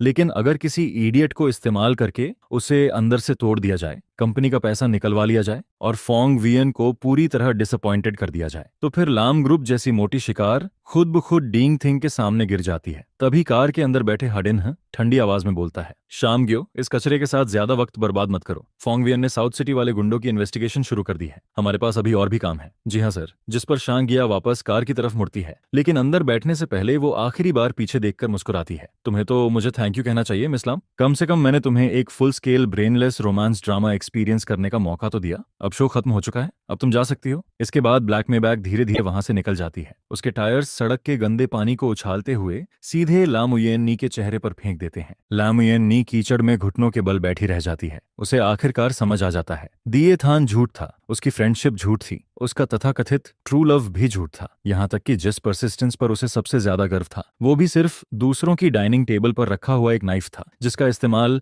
लाम ग्रुप को टुकड़ों में काटने के लिए किया गया। तभी पीछे से एक ठंडी आवाज सुनाई देती है, मिस लामुयेनी। जिस पर वो अचानक पीछे मुड़ती है। वहां लॉयर वुंग खड़ा होता है, जो फुंग वियन का लीगल डायरेक्टर था। उसके साथ कई यूनिफॉर्म पहने एनफोर्समेंट ऑफिसर्स भी मौजूद होते हैं। सबके हाथों में अम्ब्रेला होता है। लम उयन नी की आंखें पूरी तरह सुन्न पड़ चुकी होती हैं, जिस पर लॉयर वुंग एक फाइल निकालता है और बिना किसी इमोशन के बोलना शुरू करता है। मिस्टर फोंग वियन ने आपके खिलाफ एक 100 मिलियन युआन की डिफेमेशन ल्यूजिट और बाकी इकोनॉमिक लॉसेस के क्लेम्स फाइल किए हैं, और ताकि आप एसेट्स ट्रांसफर ना कर सकें, इसलिए कोर्ट से प्री लिटिगेशन एसेट सीज और अप्रूवल ले लिया गया है। ये सुनते ही लाम यूएननी टूटकर चिल्लाने लगती है, मेरे पास अब कुछ नहीं बचा, एक पैसा भी नहीं। लेकिन लॉयर वोंग बिना एक्सप्रेशन बदले उसकी तरफ इशारा करता है। फूसर का ऑर्डर है, जो भी वैल्यूएबल प्रॉपर्टी आपके पास है उसे सीज किया जाएगा। इसके बाद वो उसके हाथ में पकड़े हर्मेस बैग की तरफ इशारा करता है। ये बैग, जिसे फॉहसर ने 3 मिलियन युआन देकर ऑक्शन से खरीदा था। आपके गले का वैन क्लीफ एंड अर्पल्स नेकलेस और लेफ्ट रिस्ट का कार्टियर ब्रेसलेट, ये सब ऑफिशियली एसेट प्रिजर्वेशन लिस्ट में शामिल है। कृपया कोऑपरेट कीजिए। यह सुनते ही लम उयन नी उस बैग को कसकर पकड़ लेती है।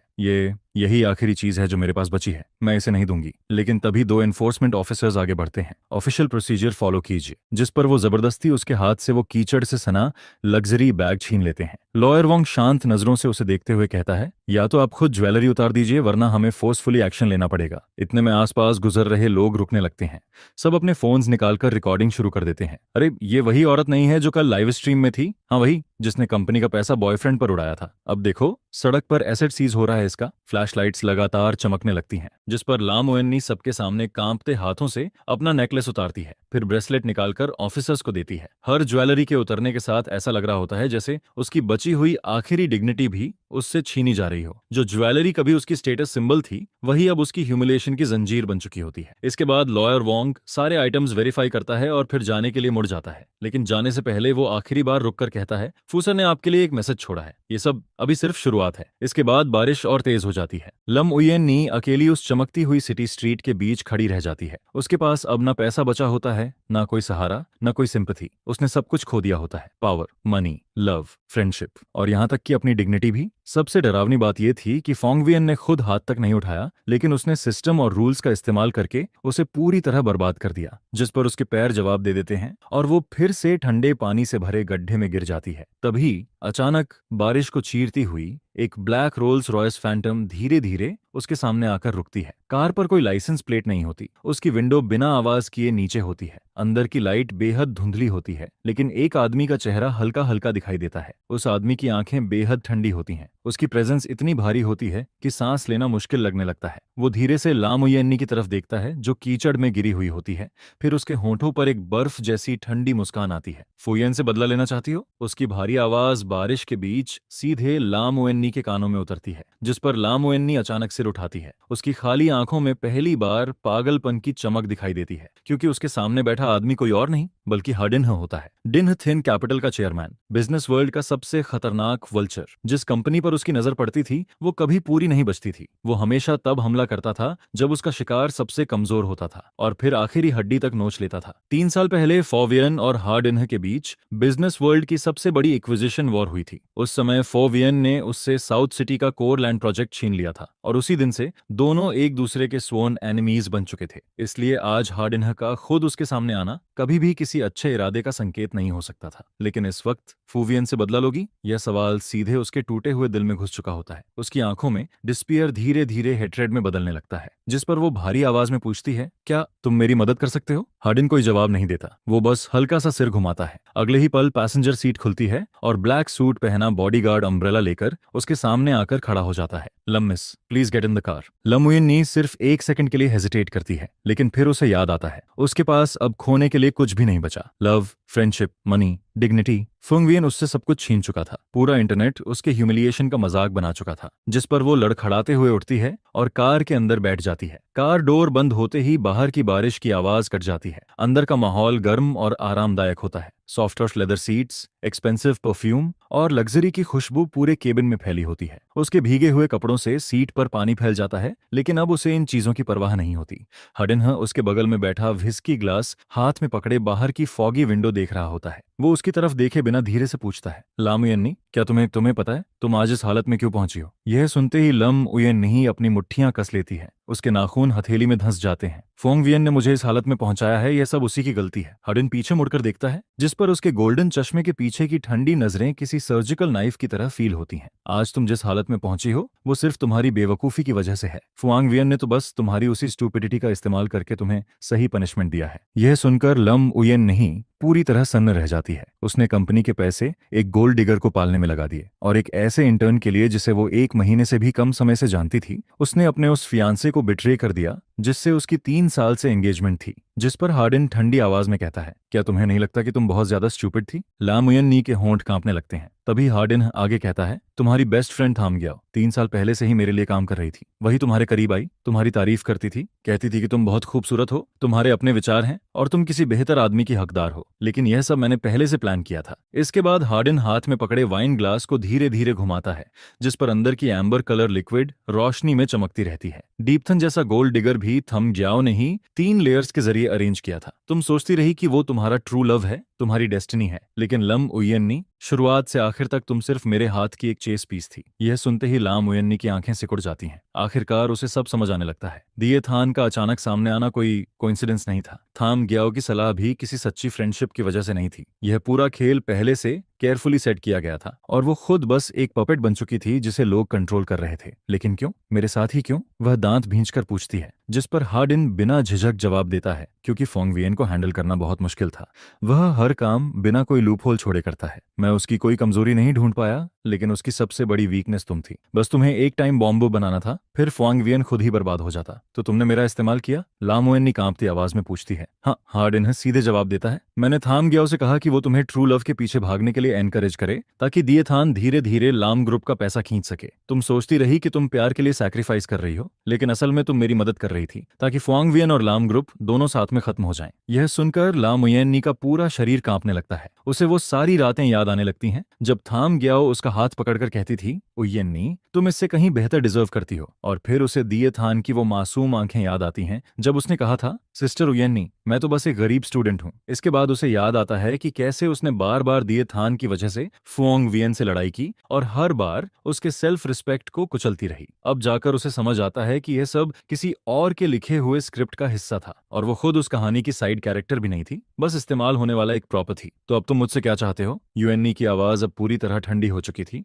जिस पर हार्डिन्ह हल्का सा मुस्कुराता है, क्योंकि मुझे एहसास हुआ है कि फोंगवियन तुम्हारी सोच से भी ज्यादा डेंजरस है। यह कहते हुए वह अपने पास से एक टैबलेट निकालता है और उसमें एक फाइल खोलकर लाम उयन्नी के सामने रख देता है। स्क्रीन पर डिटेल्ड मनी फ्लो चार्ट दिखाई देता है। लाम उयन्नी उन काउंटलेस नंबर्स और एरोज को देखकर शॉक्ड रह जाती है। ये हाग ग्रुप की शेयर होल्डर्स स्ट्रक्चर मैप थी। हार्डिनह धीरे से कहता है, मैंने पूरे 3 साल लगाए, अपनी पूरी एनालिस्ट टीम को इस्तेमाल किया, तब जाकर फुआंग वियन के एसेट स्ट्रक्चर को समझ पाया, लेकिन रिजल्ट देखकर मैं भी शॉक्ड रह गया। लाम वियन नी चुपचाप उसकी तरफ देखती रहती है। फुआंग वियन की पर्सनल वेल्थ कंजर्वेटिव एस्टिमेट में भी 80 बिलियन से ज्यादा है। यह कहते वक्त हार्डिनह की आवाज में एक ऐसा डर था जिसे शायद वह खुद भी नोटिस नहीं कर पाया। उसके कंट्रोल में real estate, new energy, biotech, यहाँ तक कि मिलिट्री इंडस्ट्री तक की कंपनीज हैं। हाग ग्रुप तो बस आइसबर्ग का ऊपर दिखने वाला हिस्सा है। तुम सोचती रही कि फुआंग वियन सिर्फ एक बिलियनियर चेयरमैन है, लेकिन उसने जानबूझकर तुम्हें सिर्फ उतना ही दिखाया, क्योंकि वह जानता था कि स्टोरी करेक्शन फोर्स उसकी हर मूव पर नजर रख रही है। इसलिए उसने अपनी असली ताकत छुपा कर रखी और सिर्फ थोड़ा सा एक्सपोज किया, जो बिजनेस वर्ल्ड में टिके रहने के लिए काफी था। यह सुनकर लम उयन नी की उंगलियां कांपने लगती हैं।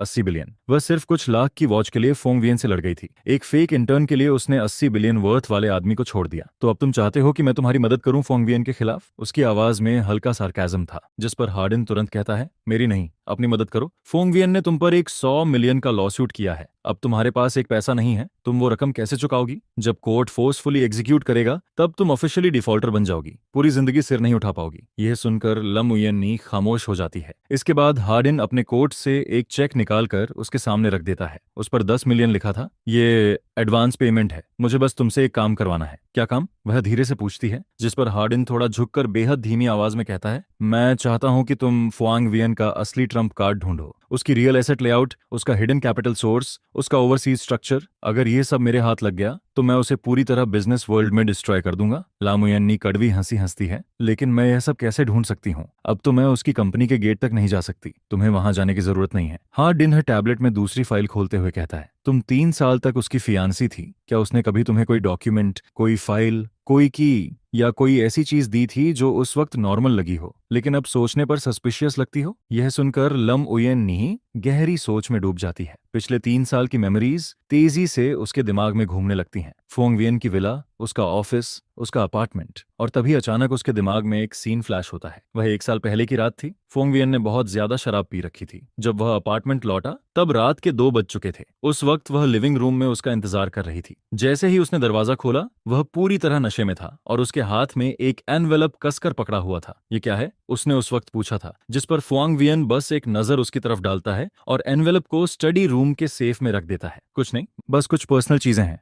उस समय उसने ज्यादा ध्यान नहीं दिया, क्योंकि फुआंग वियन के पास हमेशा बहुत सारे प्राइवेट डॉक्यूमेंट्स रहते थे। उसने कभी सवाल नहीं किया, लेकिन अब सोचने पर उसे एहसास होता है कि उस एनवेलप के आने का टाइमिंग बहुत अजीब था। वह ठीक 3 दिन बाद की बात थी, जब फुआंग वियन और हार्डिन की इक्विजिशन वॉर खत्म हुई थी, और उस लड़ाई में फुआंग वियन ने शानदार जीत हासिल की थी। लेकिन उस रात उसकी हालत किसी विनर जैसी नहीं थी, बल्कि वह किसी ऐसे सोल्जर जैसा लग रहा था जो बैटलफील्ड से मुश्किल से जिंदा लौट कर आया हो। मुझे याद आ गया, यूएननी अचानक सिर उठाती है, जिस पर उसकी आंखों में फिर से उम्मीद की चमक दिखाई देने लगती है। उसके स्टडी रूम में एक सेफ है। लाम यूएननी धीरे से कहती है, वो दीवार के अंदर हिडन है और उसके सामने एक ऑयल पेंटिंग लगी हुई है। उस सेफ का पासवर्ड हमारा बर्थडे कॉम्बिनेशन है। यह सुनकर हार्डिन की आंखें हल्की सिकुड़ जाती हैं। अंदर क्या है ये मुझे नहीं पता, ला मुयन ने सिर हिलाते हुए कहती है, लेकिन मैंने एक बार फुआंग वियन को एक एनवेलप उसमें रखते हुए देखा था। उसके बाद वो एनवेलप कभी दिखाई नहीं दिया। हार्डिन कुछ सेकंड तक चुप रहता है, फिर धीरे से सिर हिलाता है। बहुत बढ़िया, अब जाकर वो चीज लेकर आओ। जिस पर ला मुयन तुरंत बोल पड़ती है, क्या तुम मजाक कर रहे हो? उस अपार्टमेंट का पासवर्ड बहुत पहले बदल चुका है, मैं अंदर नहीं जा सकती। यह सुनकर हार्डिन हल्का सा मुस्कुराता है। वो फुआ वियन का अपार्टमेंट है, मेरा नहीं। इसके बाद वह अपने पास से एक टूल बॉक्स निकालता है। बॉक्स खुलते ही अंदर प्रोफेशनल लॉक ब्रेकिंग टूल्स दिखाई देते हैं, लेकिन उस बिल्डिंग का मैनेजर मेरा आदमी है।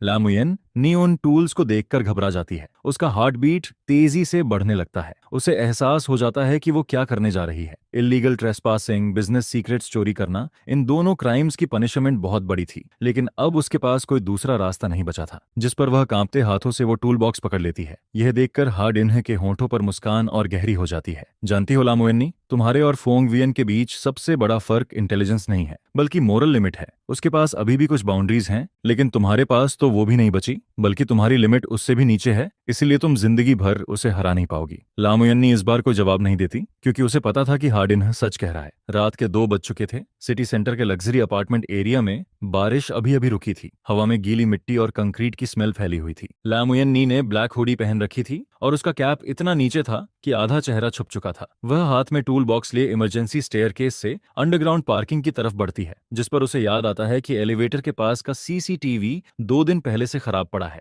यह भी हार्ड इन की अरेंजमेंट थी। इसके बाद वह एलिवेटर में कदम रखती है और 28वें फ्लोर दबा देती है। एलिवेटर के नंबर्स धीरे धीरे ऊपर बढ़ते जाते हैं और उसी के साथ उसका हार्ट बीट भी तेजी से बढ़ने लगता है, जैसे सीने से बाहर निकल जाएगा। टिंग, एलिवेटर डोर खुलता है। सामने पूरा हॉलवे खाली पड़ा था, चारों तरफ सन्नाटा था। लैम उयन नी गहरी सांस लेती है और रूम 2801 के सामने जाकर रुकती है। यही वो जगह थी जहां उसने और फुआंग वियन ने पूरे 3 साल साथ बिताए थे। डोर पर लगा स्मार्ट लॉक हल्की नीली रोशनी छोड़ रहा था। वह फिंगरप्रिंट ट्राई करती है, लेकिन तुरंत रेड लाइट ब्लिंक करने लगती है। Access denied. उसकी फिंगरप्रिंट्स बहुत पहले डिलीट की जा चुकी थीं, जिस पर वह धीरे से नीचे बैठती है और टूल बॉक्स खोल देती है। हार्डिन ने जो इक्विपमेंट दिया था वो बेहद प्रोफेशनल था। एक इलेक्ट्रॉनिक जैमर जो स्मार्ट लॉक का सिग्नल टेम्परेरी ब्लॉक कर सकता था और एक मैकेनिकल डिकोडर जो लॉक कोर का पासवर्ड रीड कर सकता था। करीब 3 मिनट बाद टक, लॉक खुलने की आवाज आती है। डोर धीरे से खुल जाता है। अंदर पूरा अपार्टमेंट अंधेरे में डूबा हुआ था। हवा में हल्की डस्ट की स्मेल थी, जिससे साफ पता चलता था कि यहाँ काफी समय से कोई नहीं आया। लम उयनी अपने फोन की फ्लैशलाइट ऑन करती है और धीरे धीरे अंदर कदम रखती है। लिविंग रूम अब भी पहले जैसा ही था। कॉर्नर में रखा पियानो वहीं मौजूद था, बस उसके ऊपर डस्ट की पतली लेयर जम चुकी थी। वो पियानो पोंग वियन ने उसके बर्थडे पर गिफ्ट किया था। उसकी कीमत 3 मिलियन युआन से ज्यादा थी, लेकिन अब वो भी कॉन्फिस्केटेड एसेट्स लिस्ट में शामिल हो चुका था। बस अभी तक उसे हटाया नहीं गया था। लेकिन इस वक्त लाम उयनी रुकती नहीं। वह सीधे स्टडी रूम की तरफ बढ़ जाती है। स्टडी रूम के बाहर वही ओनेल पेंटिंग टंगी हुई थी, मोनेट की वाटर लिली पेंटिंग की कॉपी। और जाहिर सी बात थी, अब वो फेक थी, क्योंकि फुआंग वियन को आर्टवर्क्स में कभी खास इंटरेस्ट नहीं था। यह पेंटिंग सिर्फ सेफ को हाइड करने के लिए लगाई गई थी, जिस पर लाम उयनी पेंटिंग को हटाती है और दीवार के अंदर लगा ब्लैक मेटल सेफ दिखाई देता है। सेफ पर फिंगरप्रिंट और पासवर्ड वेरिफिकेशन दोनों मौजूद थे। वह पहले फिंगरप्रिंट ट्राई करती है, लेकिन ऑब्वियस था एक्सेस पहले ही डिलीट हो चुका था। इसके बाद वह पासवर्ड डालने लगती है, 0214। उसका बर्थडे गलत, 0520। फुआंग वियन का बर्थडे फिर से गलत। लम उयनी कुछ पल के लिए फ्रीज हो जाती है। यह पासवर्ड नहीं है, वह बुदबुदाती है। इसके बाद वह दांत भींचकर बाकी कॉम्बिनेशंस ट्राई करने लगती है। उनकी एंगेजमेंट एनिवर्सरी, फोंग वियन की कंपनी फाउंडेशन डे, यहाँ तक कि डिएप थन का बर्थडे भी। लेकिन हर बार सिर्फ एरर आता है और तभी अचानक सेफ से तेज अलार्म बजने लगता है। Beep beep beep. ये सुनकर लाम युएनी डरकर पीछे हट जाती है। उसका दिल गले तक आ चुका था। वह तुरंत जैमर एक्टिवेट करके अलार्म सिग्नल ब्लॉक करने की कोशिश करती है। कुछ सेकंड बाद अलार्म बंद हो जाता है, लेकिन उसी दौरान उसकी नजर सेफ के नीचे रखी एक हिडन डॉक्यूमेंट फाइल पर पड़ती है, जो अलार्म वाइब्रेशन की वजह से हल्की बाहर खिसक गई थी। वह तुरंत उसे उठाकर खोलती है। पहला डॉक्यूमेंट देखकर उसकी सांसें रुक जाती हैं। यह एक ट्रस्ट एग्रीमेंट था और बेनिफिशियरी सेक्शन में उसका नाम लिखा हुआ था, लाम उयनी। ये देखकर उसकी आंखें कांपने लगती हैं। इसका मतलब था कि अगर वह फुआंग वियन से शादी कर लेती तो ऑटोमेटिकली इस मैसिव ट्रस्ट फंड की हेयर बन जाती। और यह एग्रीमेंट 1 साल पहले साइन हुआ था। उस वक्त दोनों अलग भी नहीं हुए थे। मतलब उस समय फुआंग वियन सच में उसके साथ पूरी जिंदगी बिताना चाहता था। ये सोचते ही लाम उयनी का गला भर आता है। उसकी आंखें जलने लगती हैं। इसके बाद वह बाकी डॉक्यूमेंट्स पलटती है। तीसरा पेपर एक हैंड राइटन लेटर था और वह हैंड राइटिंग वह तुरंत पहचान जाती है। यह फुआंग वियन की राइटिंग थी। लेटर बहुत छोटा था। हुएनी, अगर तुम ये लेटर पढ़ रही हो तो इसका मतलब है कि या तो मैं अब इस दुनिया में नहीं हूं या फिर हम पहले जैसे नहीं रहे। इस सेफ के अंदर जो कुछ भी है वो मेरी जिंदगी भर की कमाई है। मैं यह सब तुम्हें हमारी शादी वाले दिन बताना चाहता था, लेकिन मुझे लगा लिखकर छोड़ना ज्यादा बेहतर होगा। शेंशी चैरिटी फंड के शेयर्स हमारे फ्यूचर चाइल्ड के लिए हैं और ट्रस्ट फंड की बाकी प्रॉपर्टी तुम्हारे और बच्चे के लिए। अगर किसी दिन मैं तुम्हारे साथ ना रहूं तब भी तुम दोनों अच्छी जिंदगी जी सको। मुझे पता है तुम्हें पसंद नहीं कि मैं हर चीज कंट्रोल करूं, लेकिन मैं बस एक साधारण इंसान हूं और ऐसे लोग अपना प्यार सिर्फ प्रैक्टिकल तरीकों से ही दिखा पाते हैं। अगर किसी दिन तुम यह लेटर पढ़ो तो उम्मीद करता हूं कि वो हमारी शादी के बाद हो, किसी और वजह से नहीं। लेटर के नीचे राइट कॉर्नर पर एक सूखा हुआ इंक मार्क था, जैसे लिखने वाला आखिरी लाइन लिखने से पहले बहुत देर तक हेजिटेट करता रहा हो। यह पढ़ते पढ़ते आखिरकार लाम उयनी खुद को रोक नहीं पाती। उसकी आंखों से आंसू चुपचाप गिरने लगते हैं और लेटर पर छोटे छोटे पानी के निशान छोड़ देते हैं, जिस पर उसके दिमाग में फोंग वियन के साथ बिताए सारे पल घूमने लगते हैं। उसे याद आता है कैसे वह हर रात ओवरटाइम करके देर से घर लौटता था, लेकिन फिर भी धीरे से बेडरूम में आता था ताकि उसकी नींद न टूटे और चुपचाप उसके ऊपर ब्लैंकेट डाल देता था। उसे याद आता है कि फुआंग वियन खुद स्पाइसी फूड पसंद नहीं करता था, लेकिन फिर भी 3 साल तक उसके साथ सिचुआन फूड खाता रहा। उसे अपना बर्थडे याद आता है, जब फुआंग वियन ने खुद खाना बनाने की कोशिश की थी। टेस्ट बस ठीक ठाक था, लेकिन उसके चेहरे की खुशी किसी बच्चे जैसी थी। और फिर उसे वो सब भी याद आने लगता है जब उसने दिए थान की वजह से केक सीधे फुआंग वियन के चेहरे पर फेंका था, जब उसने उसे कोल्ड ब्लडेड कैपिटलिस्ट कहा था, जब उसने उसके पैसों से दूसरे आदमी के लिए वॉच खरीदी थी, पार्टीज ऑर्गेनाइज की थी, जब उसकी माँ की छोड़ी हुई आखिरी यादगार चीज टूट गई थी और उस वक्त उसकी आंखों में जो टूटन थी। और आखिर में उसे फुआंग वियन की वो बात याद आती है, देर से आया सच्चा प्यार सस्ते रिग्रेट से ज्यादा कुछ नहीं होता। यह सोचते ही लाम युएनी उस लेटर को कसकर पकड़ लेती है। उसका पूरा शरीर कांपने लगता है और उसी पल उसे एहसास होता है कि उसने सिर्फ एक फियांसी नहीं खोया, बल्कि उसने उस इंसान को खो दिया जो उसे सच में दिल से प्यार करता था। और जिस चीज को उसने अपने हाथों से बर्बाद किया था वो सिर्फ एक रिश्ता नहीं था, बल्कि उसकी जिंदगी की इकलौती खुशी थी जिसे वह कभी पा सकता था। तभी अचानक उसका फोन फिर से वाइब्रेट करने लगता है। हडिन का मैसेज था। मिल गया क्या? लम उयेनी स्क्रीन की तरफ देखती रहती है। उसकी उंगलियां कीबोर्ड के ऊपर रुकी रहती हैं, लेकिन मैसेज सेंड नहीं होता। अब उसे क्या करना चाहिए? अगर वह ये डॉक्यूमेंट्स हर्डिन को दे देती है तो फुआंग वियन सब कुछ खो देगा और बदले में उसे 10 मिलियन मिलेंगे, शायद उससे भी ज्यादा। लेकिन उस लेटर में साफ लिखा था कि वो सारी प्रॉपर्टी उसकी फ्यूचर वाइफ और बच्चों के लिए थी और कभी उसके पास वो जगह पाने का मौका था। लेकिन अब वो मौका हमेशा के लिए खत्म हो चुका था। लामुयन ने आंखें बंद करती है, गहरी सांस लेती है और फिर अपनी जिंदगी का शायद सबसे समझदारी भरा फैसला लेती है। सुबह के 4 बज चुके थे। लामुयन ने अपार्टमेंट से बाहर निकलती है। उसके हाथ में वो क्राफ्ट पेपर एनवेलप कसकर पकड़ा हुआ था। उसका फोन लगातार वाइब्रेट कर रहा था। हडिन अब तक 7 कॉल्स कर चुका था, लेकिन उसने एक भी कॉल रिसीव नहीं की। इसके बाद वह एक टैक्सी रोकती है और सीधे एक एड्रेस बोलती है, हाग्रुप हेडक्वार्टर्स। सुबह के 4 बजे पूरी बिल्डिंग में बस कुछ ही लाइट्स जल रही थीं। सिक्योरिटी गार्ड उसे देखते ही भौहें सिकोड़ लेता है। वह उसे रोकने ही वाला था कि तभी लामुएन्नी बोल पड़ती है, मुझे फुआंग वियन से मिलना है। गार्ड ठंडी आवाज में कहता है, प्रेसिडेंट फुआंग यहाँ नहीं है। जिस पर लामुएन्नी सीधे उसकी आंखों में देखते हुए कहती है, मुझे पता है वो यहीं है। उनकी कार अभी भी बेसमेंट पार्किंग के प्राइवेट स्पॉट में खड़ी है। नंबर प्लेट 8888 है और उनका प्राइवेट एलिवेटर सिर्फ 28वें फ्लोर के ऊपर एक्सेस करता है, लेकिन 28वें फ्लोर की लाइट 3 बजे से ऑन है। यह सुनकर गार्ड कुछ पल के लिए चुप हो जाता है। तभी उसके वॉक टॉक से आवाज आती है, उसे ऊपर आने दो। यह आवाज फुआंग वियन की थी। इसके बाद लाम युएन्नी को 28वें फ्लोर वाले सीईओ ऑफिस तक ले जाया जाता है। ऑफिस का दरवाजा पहले से खुला हुआ था। फुआंग वियन डेस्क के पीछे बैठा हुआ था। उसके सामने डॉक्यूमेंट्स का बड़ा ढेर पड़ा था। उसने डार्क ग्रे कैशमियर स्वेटर पहन रखा था। उसकी स्लीव्स कोहनी तक मुड़ी हुई थी और उसके हाथ पर पुराना स्कार साफ दिखाई दे रहा था। यह वही चोट थी जो उसे 3 साल पहले लगी थी जब उसने लाम उयेन्नी को टूटे हुए ग्लास से बचाया था। जिस पर लम उयेन्नी उस स्कार को देखते ही इमोशनल हो जाती है। उसकी आंखें फिर से भरने लगती हैं। अंदर आओ, फुआंग वियन बिना सिर उठाए कहता है, और डोर बंद कर दो। लम उयेन्नी अंदर आती है, डोर बंद करती है और उसके डेस्क के सामने जाकर खड़ी हो जाती है। तो हाँ, जिन्हन ने तुम्हें यहाँ कुछ लेने भेजा है? फुआंग वियन आखिरकार सिर उठाता है। उसकी आंखें शांत थीं, इतनी शांत जैसे किसी बिना लहर वाली झील का पानी। लाम युएन्नी शॉक्ड रह जाती है। तुम्हें पता था? जिस पर फुआंग वियन चेयर से टिकते हुए कहता है, तुम्हें लगता है हार्डिन ने बिल्डिंग मैनेजमेंट में जो आदमी लगाया था उसके बारे में मुझे पता नहीं होगा, और तुम्हें लगता है कि सीसीटीवी खराब हुआ और मुझे नोटिस ही नहीं हुआ। यह सुनते ही लम उयेन्नी की रीढ़ में ठंड दौड़ जाती है। मुझे शुरू से सब पता था, फुआंग वियन शांत आवाज में कहता है। मैंने जानबूझकर तुम्हें अंदर आने दिया। क्यों?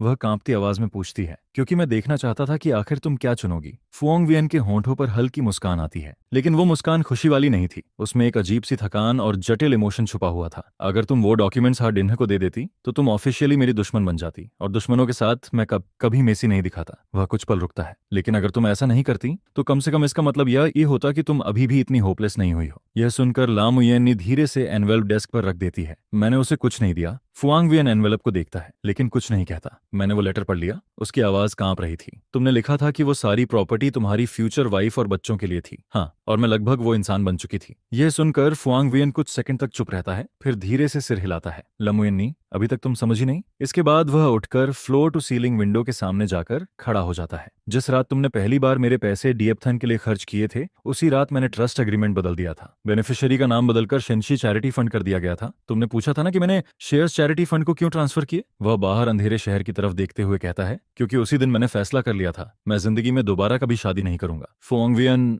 लाम उयेन्नी कुछ कहना चाहती थी, लेकिन वह बीच में ही रोक देता है। ये तुम्हारी वजह से नहीं था, बल्कि इसलिए क्योंकि अब मुझे प्यार पर भरोसा नहीं रहा। मुझे बिट्रेयल से डर नहीं लगा। मुझे डर तब लगा जब मुझे एहसास हुआ कि स्टोरी करेक्शन फोर्स के सामने इंसानी फीलिंग्स कितनी फ्रैजाइल होती हैं। Story correction force? लामुयन्नी कंफ्यूज्ड होकर पूछती है, लेकिन फुआंग वियन जवाब नहीं देता। वह वापस डेस्क तक आता है, एनवेलप खोलता है, अंदर के डॉक्यूमेंट्स पर नजर डालता है और फिर ड्रॉअर से दूसरी फाइल निकालकर उसके सामने रख देता है। जो लेटर तुमने देखा वो असली था, मैंने सच में वो लिखा था, लेकिन सेफ में सिर्फ वही नहीं था, उसमें हार्ड इन्हा के लिए स्पेशली तैयार किया गया फेक शेयर एग्रीमेंट भी था। जो एग्रीमेंट तुम लेकर आई हो वो नकली है। यह सुनते ही लाम ओएनी नीचे डॉक्यूमेंट्स की तरफ देखती है। उस पर हिडन फेक वाटरमार्क साफ दिखाई दे रहा था। तो शुरू से तुम्हें पता था कि मैं क्या करूंगी? नहीं। फुआंग वियन वापस चेयर पर बैठता है। मैं बस गैम्बल कर रहा था। अगर तुम पूरा एनवेलप हार्ड इन्हा को दे देती तो वह वो लेटर भी पढ़ लेता। उस लेटर में कोई बिजनेस सीक्रेट नहीं था, उसमें सिर्फ वो बातें थीं जो मैं तुम्हें कहना चाहता था। अगर हार्ड इन्ह उसे पढ़ता भी तो मुझे कोई नुकसान नहीं होता, लेकिन तुम अपनी आखिरी चांस हमेशा के लिए खो देती। वह कुछ पल रुकता है। लेकिन तुमने ऐसा नहीं किया, तुम सिर्फ फेक अग्रीमेंट लेकर आई और लेटर वहीं छोड़ दिया। इसका मतलब है कि तुम्हारे अंदर अभी भी थोड़ा कॉन्शियंस बचा हुआ है। लमुएनी का मुंह खुलता है, लेकिन उसके पास बोलने के लिए शब्द नहीं बचते। तभी फुआंग वियन डेस्क पर रखे एक ब्लैक डिवाइस की तरफ इशारा करता है। तुम्हारी और हार्ड इन्ह की पूरी बातचीत रिकॉर्ड हो चुकी है और तुम्हारे हाथ में जो टूल बॉक्स था उसमें ट्रैकर और बगिंग डिवाइस भी लगा हुआ था। यह सुनकर ला मोएनी की आंखें कांपने लगती हैं। तुमने मेरा इस्तेमाल किया? जिस पर फुआंग वियन बिना किसी गिल्ट के जवाब देता है, ठीक वैसे ही जैसे हार्ड इन्ह ने किया। यह सुनते ही ला मोएनी के पैरों से ताकत निकल जाती है। वह सीधे चेयर पर गिर पड़ती है और उसी पल उसे एहसास होता है कि अपनी 26 साल की जिंदगी में शायद आज तक वह कभी सच में जागी ही नहीं थी। वह सोचती रही कि वो ट्रू लव के पीछे भाग रही है, लेकिन आखिर में किसी और की चेस पीस बन गई। वह सोचती रही कि वो फुआंग वियन से बदला ले रही है, लेकिन असल में वो पहले से सेट ट्रैप में फंस रही थी। वह सोचती रही कि आखिरकार उसने सही फैसला लिया है, लेकिन सच्चाई यह थी कि वो फैसला भी किसी और के कैलकुलेशन के अंदर था। फुएंग वियन, उसकी आवाज टूटने लगती है। आखिर तुम इंसान हो भी या नहीं? जिस पर फुएंग वियन धीरे धीरे उसके सामने आकर खड़ा हो जाता है। उसकी नजरें ऊपर से नीचे तक उसे देखती हैं। क्या मैं इंसान नहीं लगता? मैं एक कैपिटलिस्ट हूँ और कैपिटलिस्ट के पास इमोशंस नहीं होते, उनके पास सिर्फ प्रॉफिट होता है। तो फिर वो लेटर क्या था?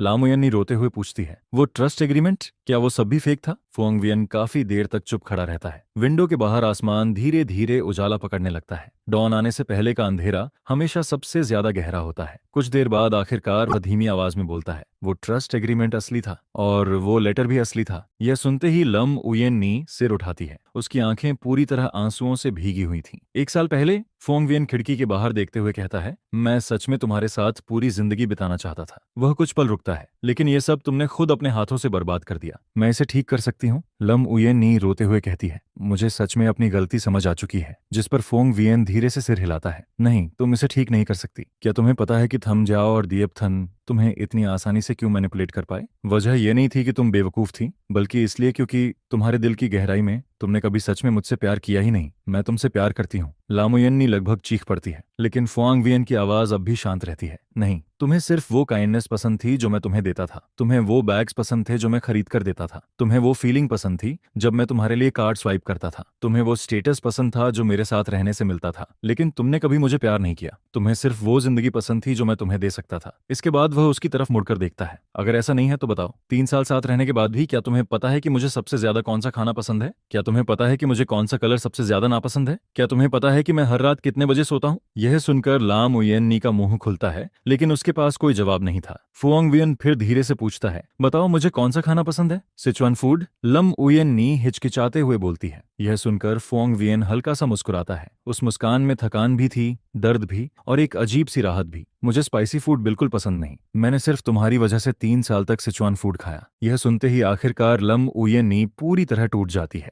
वह डेस्क पर झुककर जोर जोर से रोने लगती है। उसकी सिसकियां पूरे ऑफिस में गूंजने लगती हैं, लेकिन फुआंग वियन उसे ना दिलासा देता है ना उसे रोकता है। वह बस चुपचाप विंडो के पास खड़ा रहता है और धीरे धीरे उगती हुई सुबह को देखता रहता है। सुबह के 8 बजे डिंथन कैपिटल के मीटिंग रूम में हार्डिन बैठा हुआ था। उसके सामने वही शेयर ट्रांसफर एग्रीमेंट रखा था जो लम उयेन्नी सेफ से लेकर आई थी। उसकी legal team already documents verify कर चुकी थी। एग्रीमेंट असली था। फुआंग वियन ने सच में हेनक ग्रुप के 47% शेयर्स शेनशी चैरिटी फंड को ट्रांसफर कर दिए थे और ऊपर से देखने पर उस चैरिटी फंड का फुआंग वियन से कोई डायरेक्ट कनेक्शन नहीं था, जिस पर हार्डिन के होंठों पर स्मग स्माइल आ जाती है। तो आखिरकार फुआंग वियन डर गया। उसे डर है कि स्टोरी करेक्शन फोर्स उसकी सारी संपत्ति निगल जाएगी, इसीलिए वो अपनी कोर एसेट्स अलग कर रहा है। तभी उसका असिस्टेंट पूछता है, हाटोंग, अब आगे क्या करना है? हार्डिन टेबल पर रखे डॉक्यूमेंट्स की तरफ इशारा करता है। इन डॉक्यूमेंट्स को मीडिया में लीक कर दो। न्यूज फैलाओ कि फुआंग वियन इल्लीगल एसेट ट्रांसफर कर रहा है। टैक्स एवेशन और मनी लॉन्ड्रिंग का भी सस्पेशन डालो। जब पब्लिक ओपिनियन भड़क जाएगा तब हम शेयर होल्डर आइडेंटिटी इस्तेमाल करके कोर्ट से इन एसेट्स को फ्रीज करवाएंगे। और उसके बाद? असिस्टेंट फिर पूछता है। यह सुनकर हार्डिन जोर से हंसने लगता है। उसके बाद फुआंग वियन आसमान से गिरकर सीधे कीचड़ में पहुंचेगा। उसे समझ आएगा कि हार्डिन को दुश्मन बनाने का अंजाम क्या होता है। लेकिन तभी अचानक मीटिंग रूम का दरवाजा खुलता है। हार्डिन की सेक्रेटरी जल्दी से अंदर आती है। उसके चेहरे पर अजीब सा एक्सप्रेशन था। हाटोंग, नीचे कोई आपसे मिलने आया है। कौन? फुएवियन। यह सुनते ही हार्डिन के चेहरे की मुस्कान जम जाती है। उसे उम्मीद नहीं थी कि फुएवियन खुद यहाँ आएगा। उसे ऊपर भेजो, वह धीरे से कहता है। 10 मिनट बाद फुआंगवियन डिन्ह थिन ग्रुप के मीटिंग रूम में कदम रखता है। उसने डार्क ब्लू सूट पहन रखा था। उसके चेहरे पर हमेशा की तरह काम एक्सप्रेशन था। उसके पीछे 3 लोग और थे, लॉयर वोंग और 2 यूनिफॉर्म पहने हुए आदमी। उनके कंधों पर नेशनल एम्बलम लगा हुआ था। वे प्रोसिक्यूटर ऑफिस के लोग थे। यह देखकर हार्डिन का एक्सप्रेशन तुरंत बदल जाता है। फुएवियन, इसका क्या मतलब है? जिस पर फुएवियन आराम से चेयर खींचकर बैठ जाता है। कुछ खास नहीं, बस तुम्हें एक डॉक्यूमेंट देने आया हूँ। इसके बाद लॉयर वांग आगे बढ़ता है और टेबल पर एक फाइल रख देता है। हाटोंग, यह कमर्शियल एस्पियोनेज केस की ऑफिशियल कंप्लेनेंट फाइल है, जिसे हाग ग्रुप की तरफ से मिस्टर फुआंगवियन ने प्रोसिक्यूटर ऑफिस में सबमिट किया है। अब सस्पेशन है कि आपने दूसरों को हेनक ग्रुप के बिजनेस सीक्रेट्स चोरी करने के लिए इंस्ट्रक्ट किया, इसलिए प्रोसिक्यूटर ऑफिस ने ऑफिशियली केस रजिस्टर कर लिया है। यह सुनते ही हार्डिन की नजर तुरंत उन डॉक्यूमेंट्स पर जाती है जो ला मुयेनी लेकर आई थी, और उसी पल उसे कुछ समझ आ जाता है। वो डॉक्यूमेंट्स फेक थे। उसकी आवाज में हल्की पैनिक साफ महसूस हो रही थी। जिस पर फुआंगवियन शांत स्वर में कहता है, डॉक्यूमेंट्स असली थे, लेकिन उन पर मौजूद वाटरमार्क भी असली था। हर डॉक्यूमेंट में हेनक ग्रुप का इंटरनल कोड और एंटी काउंटरफाइट मार्क था, और वो हिडन वाटरमार्क सिर्फ स्पेशल अल्ट्रावायलेट लाइट में दिखाई देता है। जैसे ही तुम्हारे लोगों ने डॉक्यूमेंट्स खोले, उन्होंने नेचुरली यूवी लाइट से वेरिफिकेशन किया होगा। तो हार्डिन दांत भींचते हुए पूछता है। फुआंगवियन हल्का सा मुस्कुराता है। इसका मतलब है कि तुमने officially confidential business documents access किए, और अनऑथोराइज्ड तरीके से बिजनेस सीक्रेट्स देखना कमर्शियल एस्पियोनेज क्राइम का हिस्सा होता है। यह सुनते ही हार्डिन का चेहरा पूरी तरह डार्क पड़ जाता है। फुआंगवियन, तूने मुझे ट्रैप किया? जिस पर फुआंगवियन धीरे से खड़ा होता है। बराबरी हो गई। तुमने मुझे 3 साल तक मैनिपुलेट किया, मैंने भी तुम्हें 3 साल तक कैलकुलेट किया। काफी फेयर डील है। इसके बाद प्रोसिक्यूटर ऑफिस के लोग आगे बढ़ते हैं और ऑफिशियल पेपर्स दिखाते हैं। मिस्टर हार्डिन,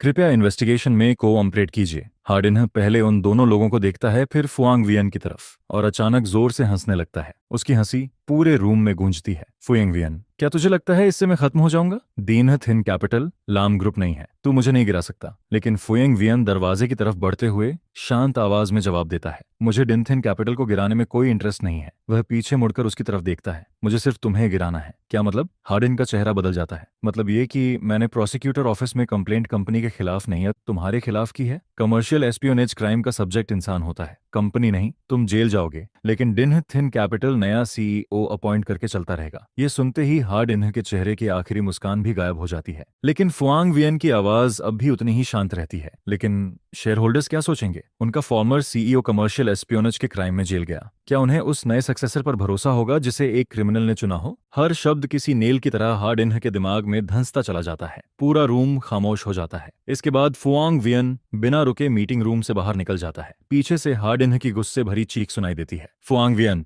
बाहर आने के बाद मैं तुझे नहीं छोड़ूंगा। लेकिन फुआंगवियन बिना पीछे देखे एलिवेटर में चला जाता है। एलिवेटर डोर बंद होने से पहले उसे सिर्फ इतना सुनाई देता है कि प्रोसिक्यूटर ऑफिस के लोग हार्डिन को लेकर जा रहे थे, और उसने एक बार भी पीछे मुड़कर नहीं देखा। 3 महीने बाद कोर्ट आखिरकार ला मुयन्नी के डिफेमेशन केस का फैसला सुनाता है। जजमेंट के मुताबिक ला मुयन्नी को 30 दिनों के अंदर रेपुटेशन डैमेज और इकोनॉमिक लॉस का पूरा कंपेंसेशन पे करना होगा। कोर्ट के फैसले के मुताबिक ला मुयन्नी को कुल 100 मिलियन युआन फुआंगवियन को कंपेंसेशन के तौर पर देने होते हैं। लेकिन ला मुयन्नी अपील तक नहीं करती, क्योंकि उसके पास लॉयर हायर करने के पैसे भी नहीं बचे थे। जिस दिन ऑफिशियल जजमेंट उसके पास पहुंचता है, उस दिन वह स्लम एरिया के एक छोटे से किराए के कमरे में अकेली बैठी रहती है। उसके हाथ में वही रेड स्टैंप वाला कोर्ट ऑर्डर था, और वह काफी देर तक उसे बस चुपचाप देखती रहती है। अब उसके पास ऐसा कुछ भी नहीं बचा था जिसे कोर्ट सीज कर सके। उसके सारे ब्रांडेड बैग्स, ज्वेलरी, क्लॉथ्स, सब कुछ पहले ही कोर्ट एनफोर्समेंट टीम जब्त कर चुकी थी। यहाँ तक कि जिस पुराने बेडशीट पर वह बैठी थी, वो भी मकान मालिक की थी। अब इस वक्त उसके पास सिर्फ 2 चीजें बची थीं, एक बहुत बड़ा कर्ज और एक ऐसा अतीत जो अब जिंदगी में कभी वापस नहीं आ सकता था।